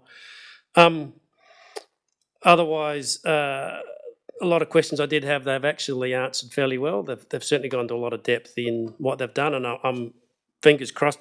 Councillor Grant's probably not as fingers crossed as what I am, that they have actually consulted as they've said. And obviously there's possibly only one person who actually lives on that circuit who would be affected, who I'm hoping they have dealt with and come to some resolution. So, but that's my main point, is just the notification of road closures, I don't believe is enough. Would anyone else like to speak to them? Councillor Cheetah. Can I ask a question? Yes. Do we utilise the ability to update major digital map providers with temporary road closures for such events? Because I know I know it's possible that government bodies can provide that information. Is that something we've explored or done as a council historically? Because usually they're scheduled so you can go, I'm going up this on this date, and it goes, well, can't do it, or on the day. Just in the back of Councillor Grant's commentary. My understanding is that SAPOL shares that information, and I know from my experience on Sunday that maps were updated with the road closures in Stirling, so I do think that happens. And Paracombe when I went there and got stuck and couldn't get in. Yeah, is that something we can, I guess, ensure when these events are going through, that we're reinforcing it with SAPOL, like how important that is as part of our process? We can certainly share it. I'm just reminding that your role is just consenting to the delegate of the minister, which is the Commissioner for Police. So we're just giving consent to SAPOL, and then they enact the road closures. So in letting them know that council has consented, we can certainly add to that correspondence, you know, the sentiments you're sharing about, you know, it being updated in maps. But, you know, we don't have an operational role to enact the road closures. Would anyone else like to speak to the item? Otherwise, I'll go back to Councillor Mudge. Councillor Mudge, your right of reply. Thank you, Acting Mayor. I just wanted to make a few points that came out in debate. We don't wave these things through. I've been on council long enough to remember some of the debates that we've had over our festival and events policy guideline number 1 for competitive motoring. Have a look at it. It's quite a long thing. When we actually implemented that policy or amended it last, there was lots of debate about the things that should go into it. We had lots of workshops and debates over it, and we've had lots of debates on these sorts of things over the years. So I don't think it's something we just wave through. I wanted to make a point about the survey. While the survey is conducted by the people organising the event, the letter is approved by council staff, and I think there is actually a copy of it in the appendix to this actual report, so you can actually read what they send out, and I've certainly read the letters that have been sent out in the past as well. With the 3 weeks notice thing, in a sense, 3-week notice is almost too much notice in the sense of it's really the couple of days before that you actually need to know about it and things. However, that 3 weeks is for signs going up and the signs stay up. I have argued in the past, and I think we should seriously still consider it, to come into what my kids call the 21st century, where we actually send out SMSs to people in the area and also emails to email addresses of people who live around that area of the hills in the days leading up to the actual event. So I think that's something that maybe next time we review the festival and events policy, we look at some methods that we can use to encourage the event organisers to do something like that. And my understanding is that that road closures, if they're approved by the police, will go to the, I think it's called the AddleLink app that you can download, which is a road traffic app run by the SA government, and I think there might even be an API, so the producers of things like Waze and stuff can actually tap into that and put the road closures into their apps so that they automatically detour people around the area. So I think given that, I think this is something that is worthy of approval. Okay, with the debate closed, all those in favour to please indicate. Those against, motion is carried. So we'll move on to item 12.4, which is the textile recycling options. Ms Ballantyne, do you have any new information you'd like to provide the chamber? None, nothing further. Would someone like to move something in relation to this item? Councillor Herman, what would you like to move? Yes, I'll move as printed, but I did have a, if I may, debate as well. Yeah. Look, yeah, it's a fantastic idea. I just thought in the report and the attachments, there wasn't sufficient weight given to the role that op shops play. There's mention of an op shop hop, which is a good idea, but I think op shops have a big role to play in the recycling of textiles. So sometimes when I see people, I think, well, they must have got that from the op shop. But yeah, so it's there, but I'll just make that comment that I think that should be highlighted and draw on that resource to recycle textiles. Yeah, I think the op shop hop idea is good as well. I do think it was covered maybe more in a general sense where they just talk about second-hand purchasing, and within that are obviously all the op shops that sell it second-hand. It just didn't explicitly state that. But I agree with you, and I think that idea of hopping around to op shops is good. Do we have a seconder? Councillor Grant, do you wish to speak to the item? Yeah, thank you, Acting Mayor. Just briefly, this report highlights the complexity of this issue and the difficulty of recycling textiles. It's so hard to do. There's so few operators actually attempting to recycle fabrics. and the consumption is just so astronomical. I think it was 70,000 tonnes a year of clothing, which has become just a disposable item. I think attempts, op shopping and these things are inherently good, but attempts to recycle and reuse are a drop in the ocean. The consumption is so huge, and we're burdened, as always, with what's at the end of the line. How society is going to change to stop such phenomenal consumptions of material that's so hard to recycle. This is a really tough one. But yeah, I support the motion. I thank staff for the effort here, and the Adelaide Hills Regional Waste Management Authority for pulling together so much material. They work really hard there. I commend the motion. Would anyone else like to speak to the item? Councillor Walcott and then Councillor Parkin. Thank you. I'd like to say that I think it's a very important initiative. In relation to op shops, I recently had a conversation with the organiser from the MyLaw op shop, and I believe that textile recycling is one of their biggest issues because they receive so much that they is in no condition to sell, or they simply can't move. And essentially they're acting like their own waste facility, so they're having to absorb the cost to then put it into landfill because there are no options to send the textiles off for recycling. So it's actually taking away from the money that they could be giving to charity, and could send some of our beloved op shops, make them unviable, essentially. So I do believe that we should be looking at other options for textile recycling for that reason alone. Councillor Parkin. Thank you. Yeah, I support this motion as well, and just wanted to thank Councillor Wilcock for her comments because, yeah, that is an issue for many op shops. A number of years ago, I was working in government and they just started to look at sort of fashion and textile recycling with Green Industries SA. So it's really good to see it's now got to a point where they're partnering with people to look at recycling. So absolutely support this, particularly uniform reuse and recycling. I think if we could start to do some of that is something that is potentially possible. I love the op shop hop idea. People already come to the Adelaide Hills to visit our op shops. I read an article, I think it was, last year, of some woman from Sydney and had flown with 5 of her friends, and they stayed in the Adelaide Hills and did tours of the Adelaide Hills op shops.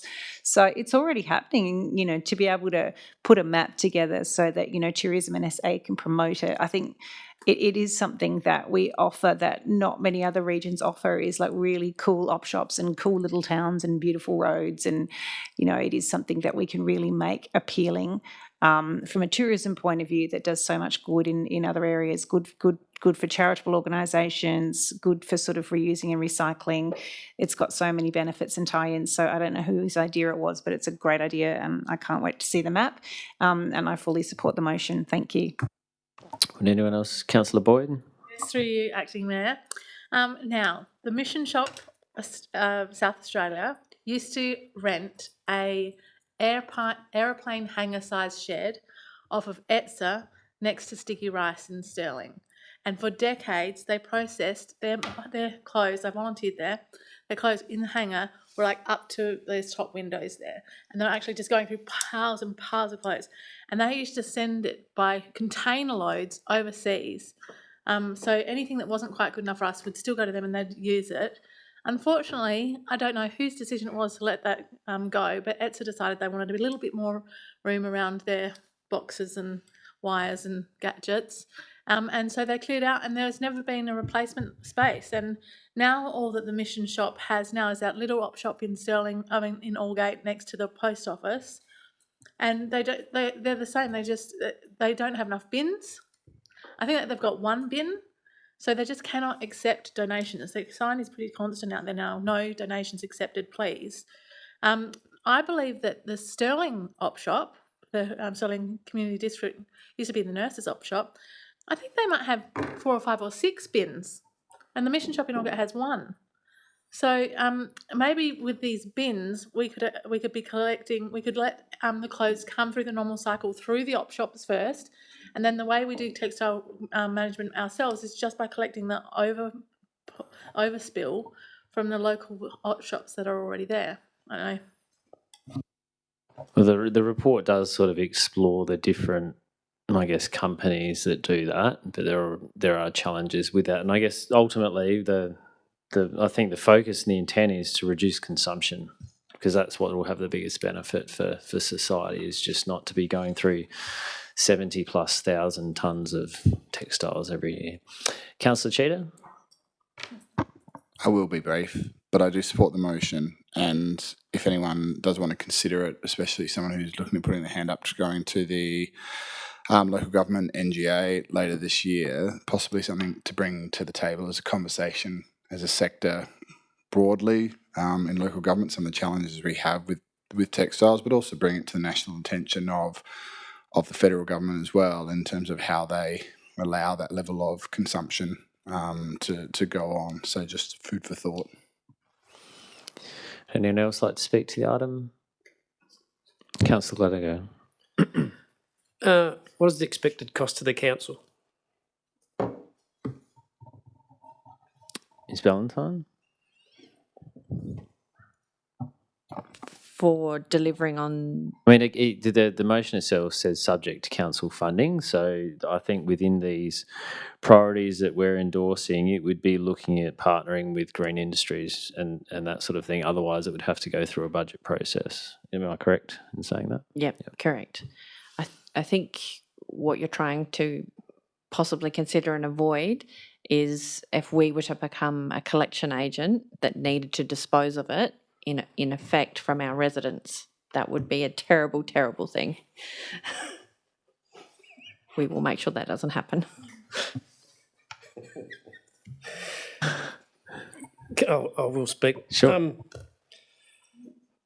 I am apprehensive, I will say. There's parts of this that I do like, the fact of council clothing, etc. I think it's a great idea.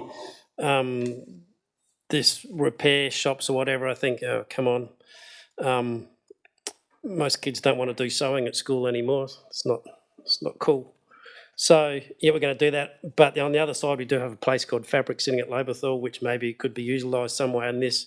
My concern is that my father died recently and my mother a few years back, and I still have wardrobes of clothes. And whoever you speak to say, just dump them, get rid of them, burn them, whatever. And I don't want to see us spending a bucket load of budget money dealing with people's clothes that's fallen out over bins and et cetera, and becoming an eyesore, and we're going to have people complaining about the mess. So if we do proceed with this, like I said, I'm not really sure how I'm going to vote yet. But if the chamber believes that this is a good thing, then that has to be dealt with, because I don't want to be trying to fix one problem and creating one that is 10 times as big, because all those op shops you see and those places see the stuff just dumped outside of them, and someone's going to have to do the work. So whoever we partner with, it's their cost, not my cost. Our cost. Thanks, Councillor Gallagher. I mean, if I read through the wording of the motion itself, it doesn't include anything of us taking on board that responsibility. So I think you can take comfort in that. And from my perspective, like the previous initiatives we have participated in have really been funded by green industries and other levels of government. And I think there's a space for that, but I agree with you with respect to taking on that role. Yes. And it's for you, Jade, through your acting mayor. Do we know how much of the general waste in the Adelaide Hills Council area we can attribute to textile? I don't know off the top of my head. I'll have to take that one on notice, but a KeyTab audit would have worked that out for us, but I will get back to you on that. We've done, yeah, and we have done some past audits leading up to these trials. Yep. True. That's a good point. Someone else like to speak to the item? Okay, so councillor Herman, right of reply if you need one. No, I don't really need one, but if the op shop hop is as successful as the cellar door crawl in the Barossa, it'll take off. Thank you. With the debate closed, all those in favour please indicate. That is carried unanimously. Are we right to continue or do we want to break? I'll be guided by the chamber. Need a break. So we'll adjourn. I'll look to someone to adjourn until maybe 8:35. Would someone like to move that way? Councillor Grant and Councillor Herman to second. All those in favour please indicate. Councillor Woolcock, you're voting in favour? Yep, so carried unanimously. We'll see you back here in 8 minutes.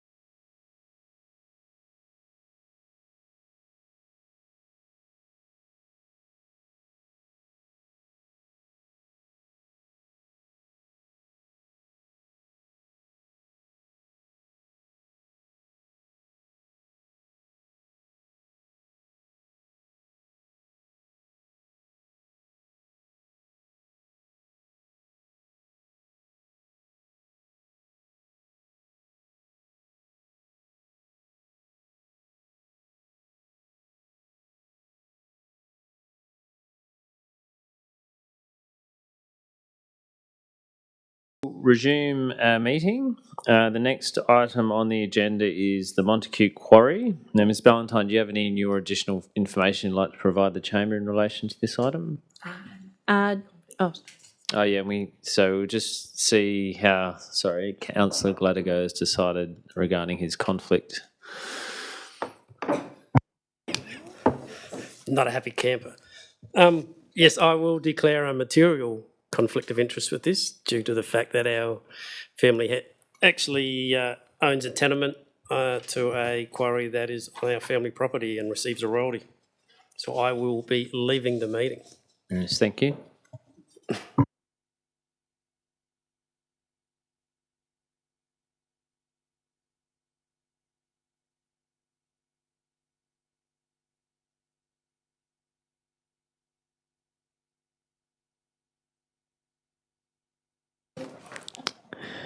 Okay, Ms Ballantyne, do you have any new information you'd like to provide?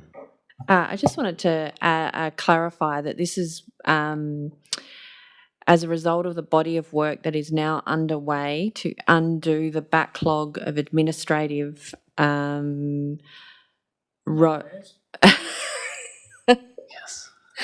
Your accurate word, not mine. And seek to rid ourselves of this administrative backlog, particularly where there is priorities around state development and us deriving an income source from removing these administrative matters. So this is the first of many. Someone like to move something in relation to this item? Councillor Cheetah? Can I ask a question first? Sorry, I'm not particularly good at figuring out the who owns what, manages what, and royalties and what go where. But I guess one of my questions around this road, and correct me if I'm wrong, that we're essentially creating another title for the road, and that any make good that comes with the operations of the mine as it is, will that make good incorporate that the road on this additional title? I just want to clarify that should we hand that over, that some make good from the mining operation on that road would be expected or included. If the road is unmade and is purchased, it will form part of the licence conditions of which the mine operates under, including post-closure.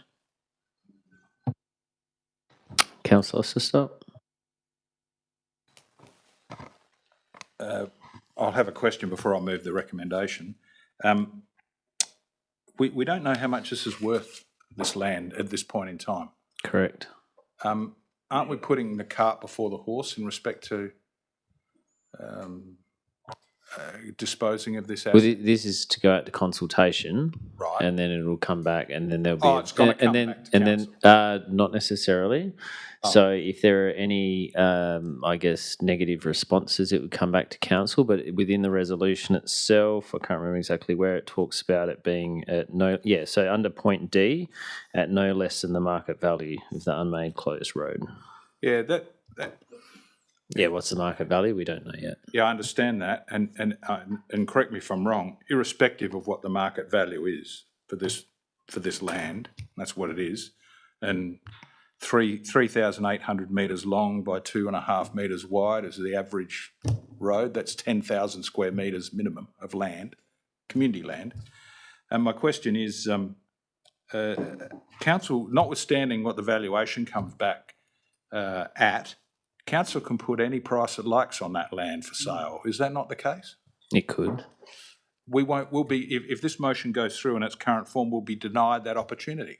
As an elected body, yes, you were basically saying that if there's no negative responses, it'll be the administration that will complete the process. And within the motion, the only reference to the price is at least market value. But if you're wanting to review the value and determine the cost, then you need to move something which requires it to come back to council.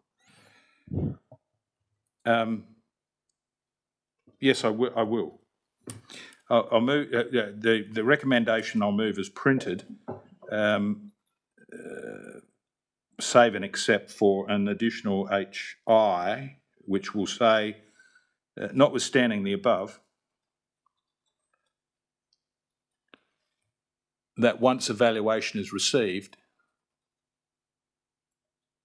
and I'll be guided by the administration, once a valuation is received, that the final decision before sale is to be a decision of full council. A decision before sale or no sale is to be a decision of full council.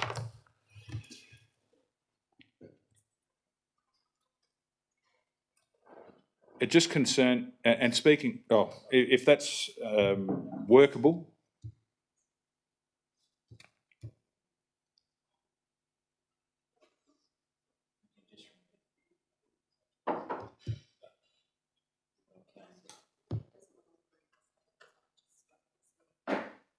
Stop at it, sorry?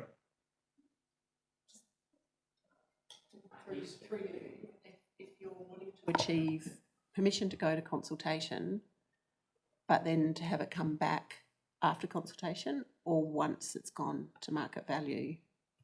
If it was after consultation, you'd end at C and you wouldn't go any further. And then that'll come back to the council and we'll have a valuation by that stage? Or you could add in to seek evaluation. And then, but it's kind of, you basically don't need D to H if you're putting I.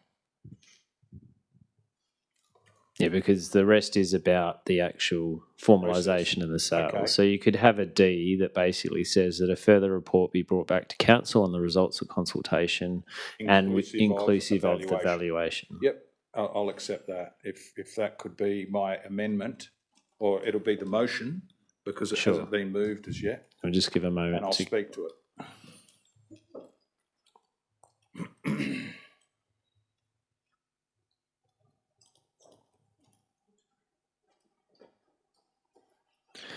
So it'd be yeah.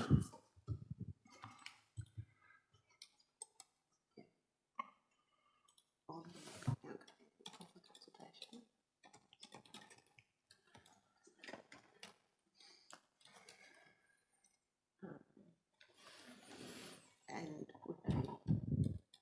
valuation.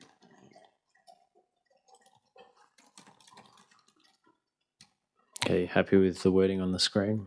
If that achieves what I'm seeking to achieve. Yeah. Just double check that it, so Where am I? D. D. Yes, that's fine. Sure. If you wish to speak to the item. We're in no hurry to agree to the proposer's proposition. It's been floating around for years, albeit they came to us in February 2025 and asked us to recommence the road closure and acquisition process, given a previous correspondence was way back in August 18 when they informed council that the closure was years off. So we're in no hurry for a start. It concerns me, having been here for 2 terms now, that we often in the past have received unimproved land valuations for strategic purchases of land, primarily for corporations to increase their land holdings with respect to their mining rights. The valuations have come back with potential, with recommended sale prices next to nothing. Now, that doesn't really sit comfortably with me, and I don't really think it passes the pub test when a council is being asked to dispose of what is effectively community land. So I think we have an obligation to make a decision once we know what the valuation of this particular portion of land is. I don't think it's appropriate that we pass a resolution that automatically, effectively, accepts what some third party, unidentified, who's going to value the land, and we instruct the administration to accept that. they might come back and say it's worth $100 because it's only got kangaroos jumping all over it. That doesn't pass the pub test. So I think for us to be in an informed position, and more importantly for us to be in a transparent position with our community, because it's asking us to, the recommendation is ultimately asking us to dispose of a community asset, that the community should know, and so should the council, how much we're going to get for that land. And if us as a collective are dissatisfied or consider that the valuation is at the lower end of the scale, and we feel that it's not going to sit comfortably with our community, well, we put a price on it that we agree on. I don't know. Let's get the valuation and then make a decision. I move the recommendation as on the screen. Okay, Councillor Grant, you'd like to second? Do you wish to speak to it? Oh, sorry, Councillor Mudge, you did have your hand up first. Are you seconding it, or you've got a question? Yeah, I'd like to second Sure. this and wholeheartedly endorse Councillor Osterstock's speech. Yeah, look, this has been a concern of mine as well, particularly when we have unmade roads and we look to sell them, particularly to adjacent landowners, and we go out and we get valuations, and they do all of the work to get the valuation. They look at surrounding parcels and they look at the square meterage and everything like that. And I've read lots of reports, valuation reports, and then the last thing they do is put a 50% discount on the value because it's being sold to the adjacent owner and no one else would want to buy it. Well, I actually disagree with it. I would have thought it's most valuable to the adjacent owner, and we should be getting as much money as, well, not as much money, but a reasonable amount of money out of the sale. This is a public asset.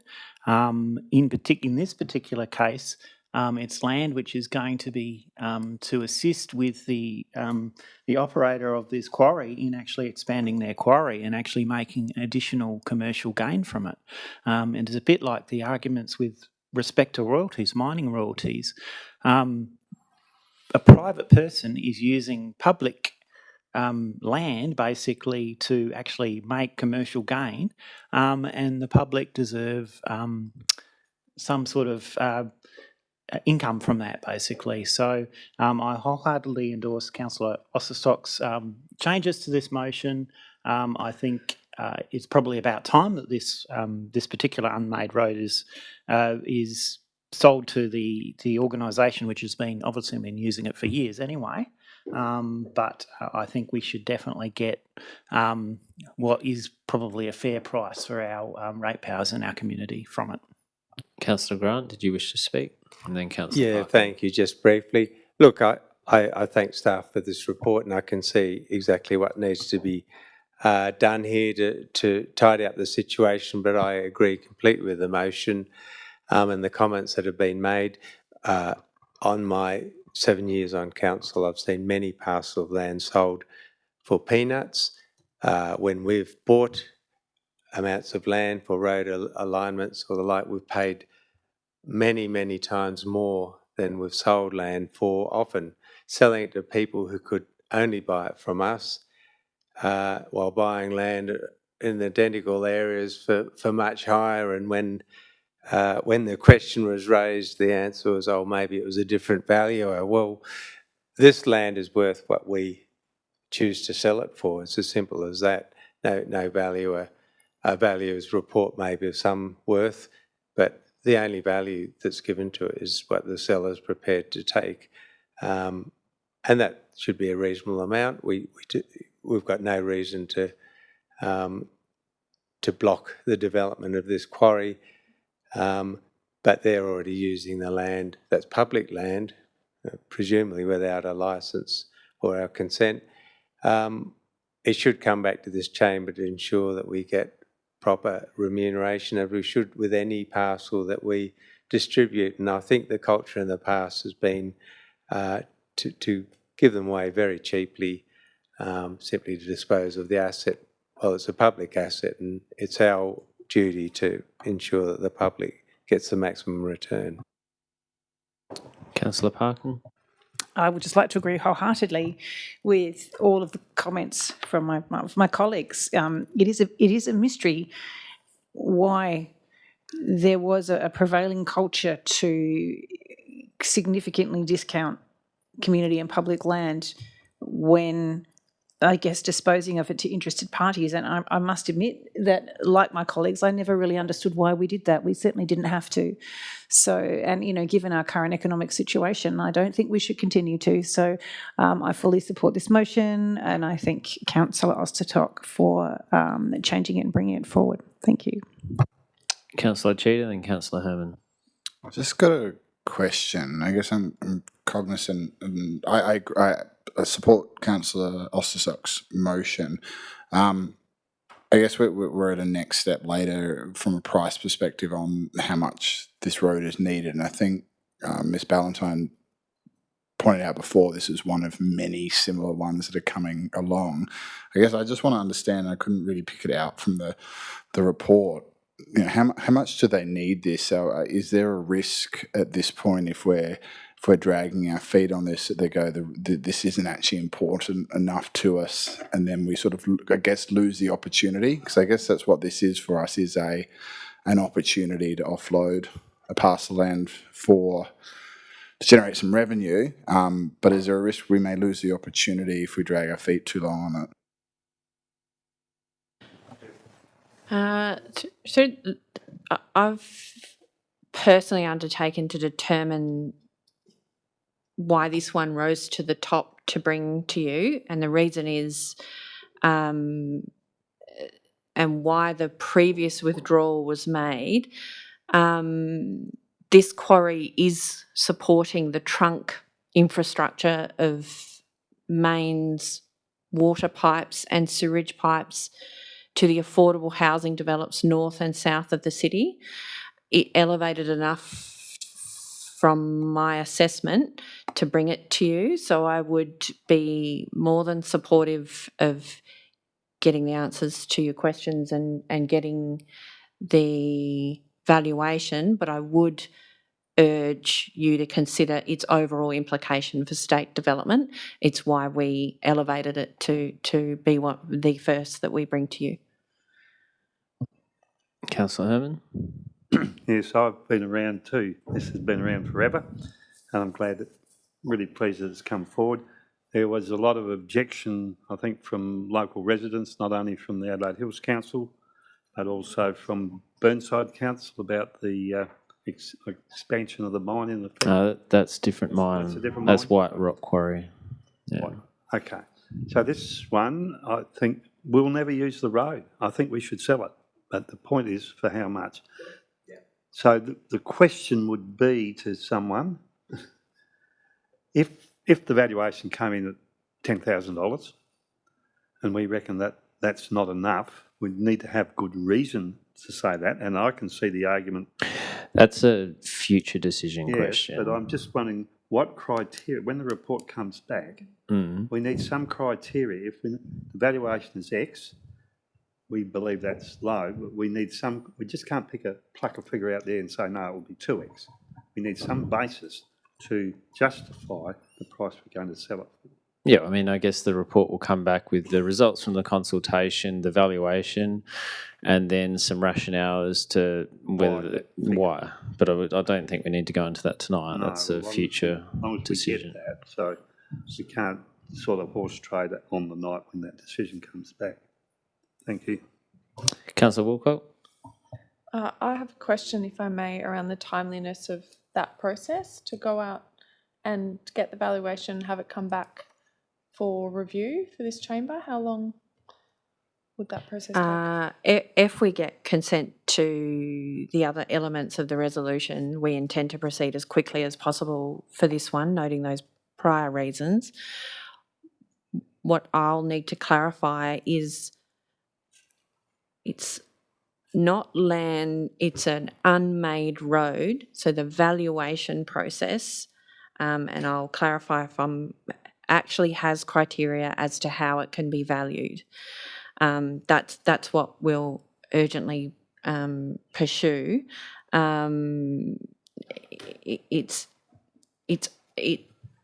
it's a road even if we maintain it ourselves. So it's not like selling a parcel of land with tennis courts on to, it's a different entity. So I will check to see what valuation parameters we can place on it under the Opening and Closing Roads Act. I'm sure there's probably some advice under that piece of legislation that we need to adhere to. And considering that the potential purchaser would like to resolve the matter in order to extend the existing quarry to provide additional dolomite reserves to supply Adelaide and the Greater Adelaide markets with the primary end use related to the underpinning of Trunkasay water infrastructure related to major housing supply developments. So that's a really long pipeline of work and quite a significant resource that where the sale would unlock. Is any of that resource and essentially the profits that can be made from that, will that be factored into that valuation? That's the information we'll bring back. Okay, just to try and move things along, does anyone else wish to speak to the motion, noting that it's just to go out to consultation to come back with a valuation? We can make those further decisions, questions when it comes back. Okay, so we'll go to Councillor Stock, right of reply. Just briefly, thank you for the debate. I think it's an issue that's long overdue. The parent company to, and I stand to be corrected, but according to chat, it's a Swiss company that owns the quarry that we're talking about, as I understand the case to be. This is a negotiation. We have the Open Roads Opening and Closing Act and valuations from a valuer who evaluates unmade roads and things like that. But there's nothing stopping the administration picking the phone up and speaking to the chief executive of this particular Australian subsidiary of the parent Swiss company and saying, what are you prepared to pay for this land? All about negotiation. Notwithstanding, as I said before, notwithstanding whatever valuation we get, we can put whatever price we want on it. And it's not for the mums and dads of the Adelaide Hills Council to support state development. It's not the mums and dads' job to go without forsaking state development, in my view. They've got enough to worry about balancing their own home budgets without sacrificing the potential monies that could be gained from this council selling an asset for the sake of state development. That's not an argument, in my view. I commend the motion. Okay, with the debate closed, all those in favour? No, I think we've had enough on this. All those in favour, please indicate. That is carried unanimously. If we could get Councillor Gladigo to come back in, please.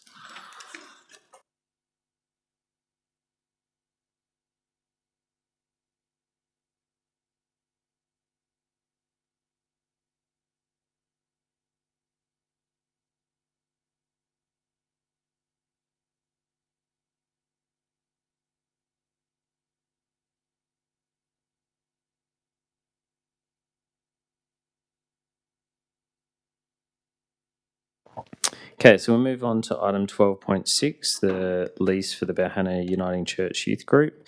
Ms Ballantyne, do you have any new information to provide the chamber? Someone like to move something in relation to this item?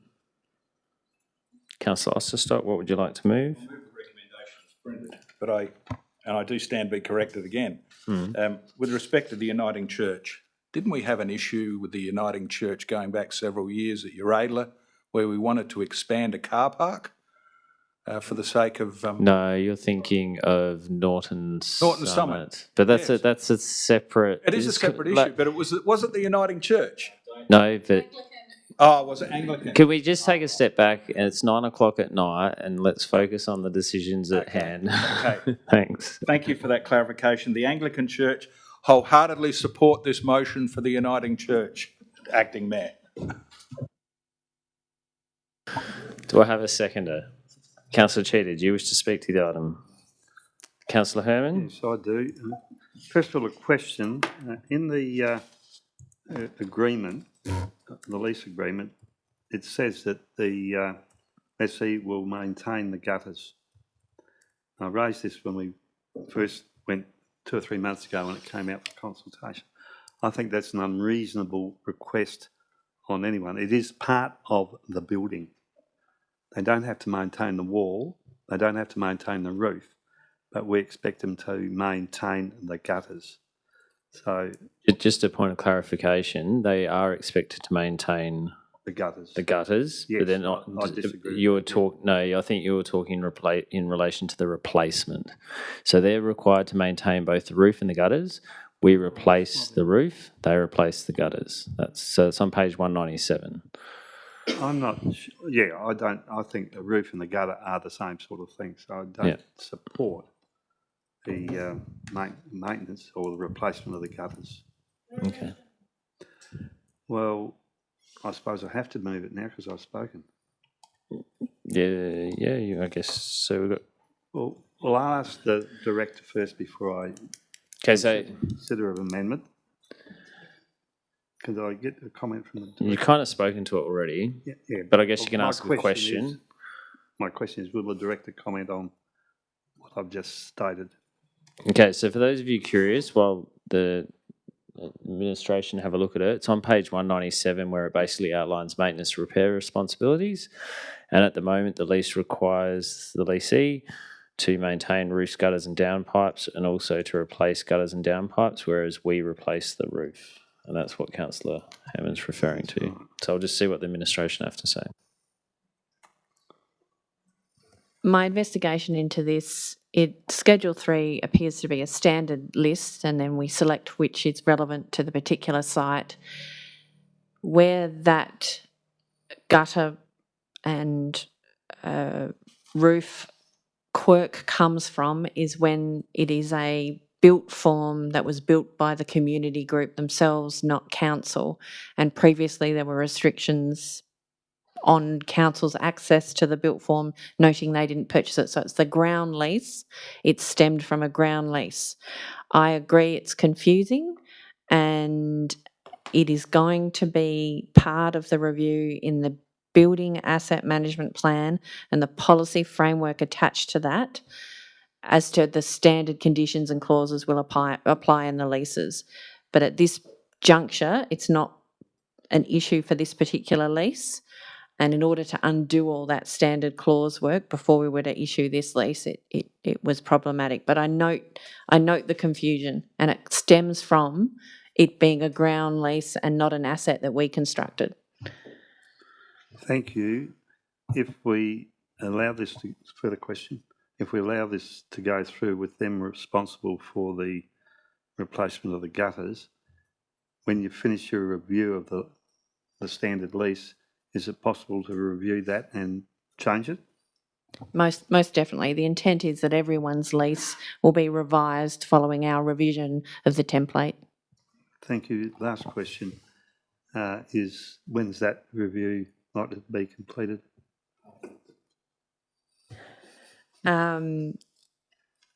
Certainly in the next 2 years. The building asset management plan is the first to come off the rank. So that's the first one we're amending and passing.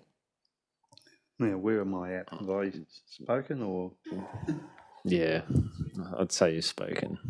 Yeah, well, I'll just finish my comments then by saying that in view of the undertaking, given that there could be a review of these leases to make them consistent across the council, I will support it reluctantly.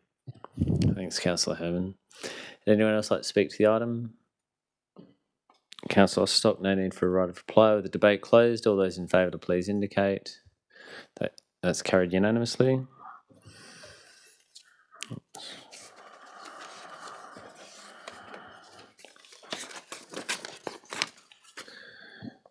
Okay, sorry. So that's the end of our decision items. There are no information items, so we are at our correspondence for noting. The first one is some correspondence in relation to a joint advocacy letter that went to ministers regarding the vehicle network. Would someone like to move something in relation to this? Councillor Mudge, you're happy to move? Do I have a seconder? Councillor Huckster. All those in favour, please indicate. That is carried unanimously.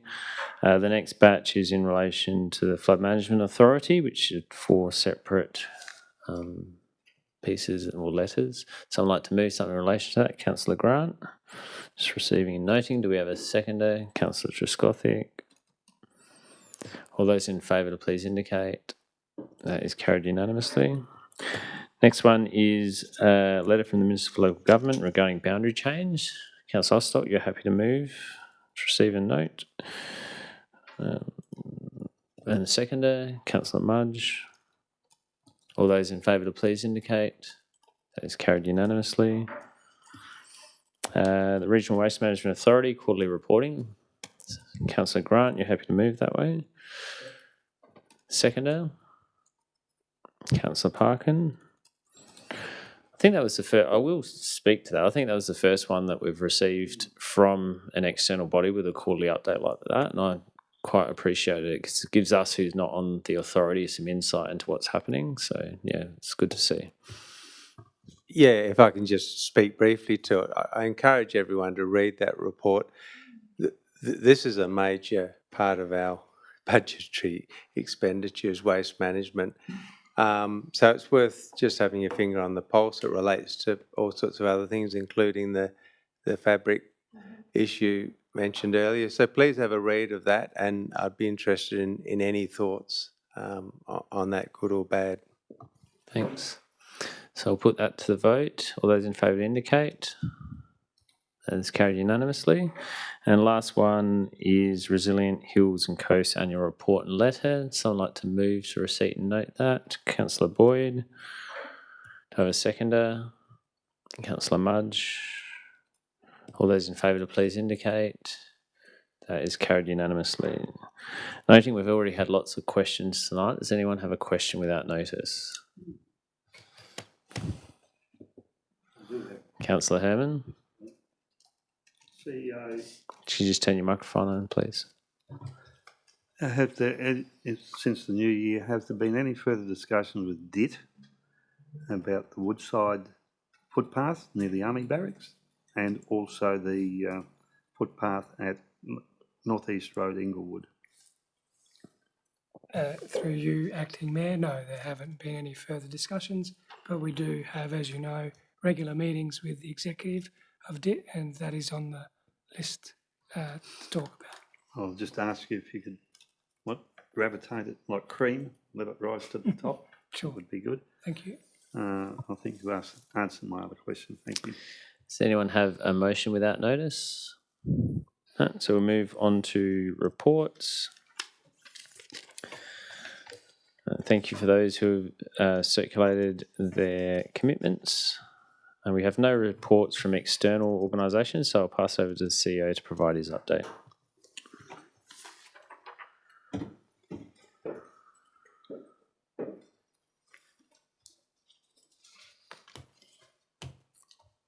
Okay, thank you, and through you, Acting Mayor, just a quick snapshot over the last 6 weeks. Over 200 children and adults attended our various arts and crafts and reading activities and workshops at our libraries. We also had our first reading picnic on the Stirling Library lawns and cardboard mythical creature craft, which was well received. Picking up on the Acting Mayor's comments on the citizenship ceremony, it was very well attended.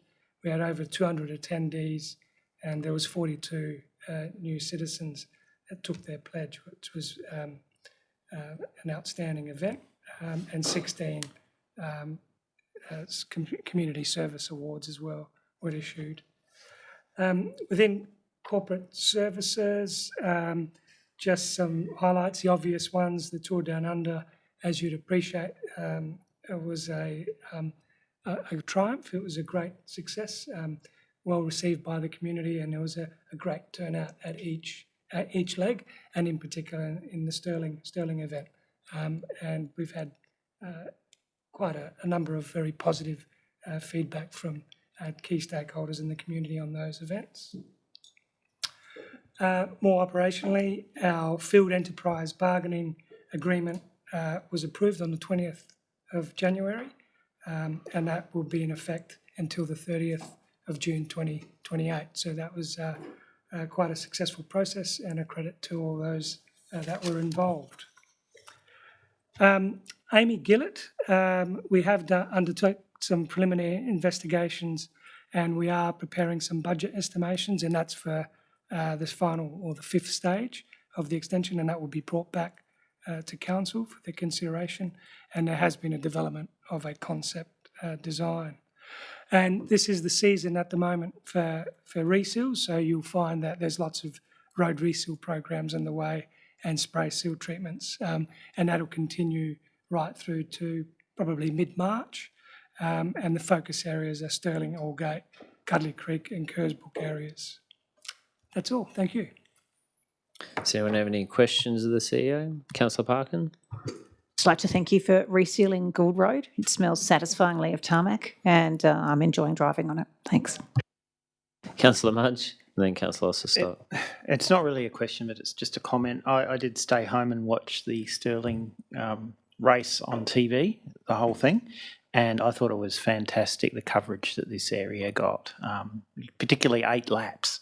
You got to see the whole area, and they were continuously talking about the different areas and stuff. And I think it's weird, the highlight of the race, I think, for coverage was the actual fact that a kangaroo went through the peloton, which I think got international coverage. Yeah, it would have. So well done, staff, in coordinating that, and it was a fantastic coverage. Councillor Osterstock. Thank you. I wholeheartedly agree with Councillor Mudge's comments. Through you, CEO, we're fast approaching a state election. As we know, state elections come with commitments and promises. Is there any scope for us to seek some sort of a commitment from the state government in respect to stage 5, Amy Gillett, stage 5? Very good question, and through you, Acting Mayor, we are strategically setting up meetings with the Premier and ministers to put forward our prospectus, and one of those items within the prospectus is Amy Gillett, and seeing if we can get funding. So as those meetings come to fruition, and we're happy to provide some outcomes. Councillor Woolcock. Can I ask as a follow-on to that question, are you only meeting with the current government, or are you meeting with the the candidates that are in this area and that also cover the other part of the Adelaide Hills? So yeah, we've already met with for Hyson 3 candidates, for Cavell 2 candidates. We updated the priorities document that we had to include stage 5, and that was also provided to the ministers when they came up here for the community cabinet at Heathfield. And I had that meeting with Minister Sockarch late last year, raised it in that as well. And then I think the next step would be to talk to the Premier about it. There's certainly interest in it. Basically raising it at every opportunity possible and trying to be strategic. So we're not talking about every single thing in that document, but we're picking out the most salient ones that we feel will get some traction at this juncture. Councillor Grant? Yeah, if I may ask a related question to those. There was mention of the Amy Gillett Trail at the northern end. There hasn't been much discussion of the southern end where the Amy Gillett sort of ends on the Onkaparinga Valley Highway outside of Oakbank, kind of in the middle of nowhere. And I'm just wondering if there's at some point we should consider extending it to a suitable starting point that would be in the seat of Hyson. Might be a strategic time to raise that. But I think that end, in a sense, is incomplete because it's a really awkward place to jump on the trail. You just park by the highway and have to jump across through the traffic to get there. But I don't know if you've had any thoughts on that, CEO? Through you, Acting Mayor, yes, we have. We've talked about Amy Gillett, as you'd appreciate, is quite a strategic shared pathway. it's very similar, as I see it, and I'm sure members see it, as almost our linear park.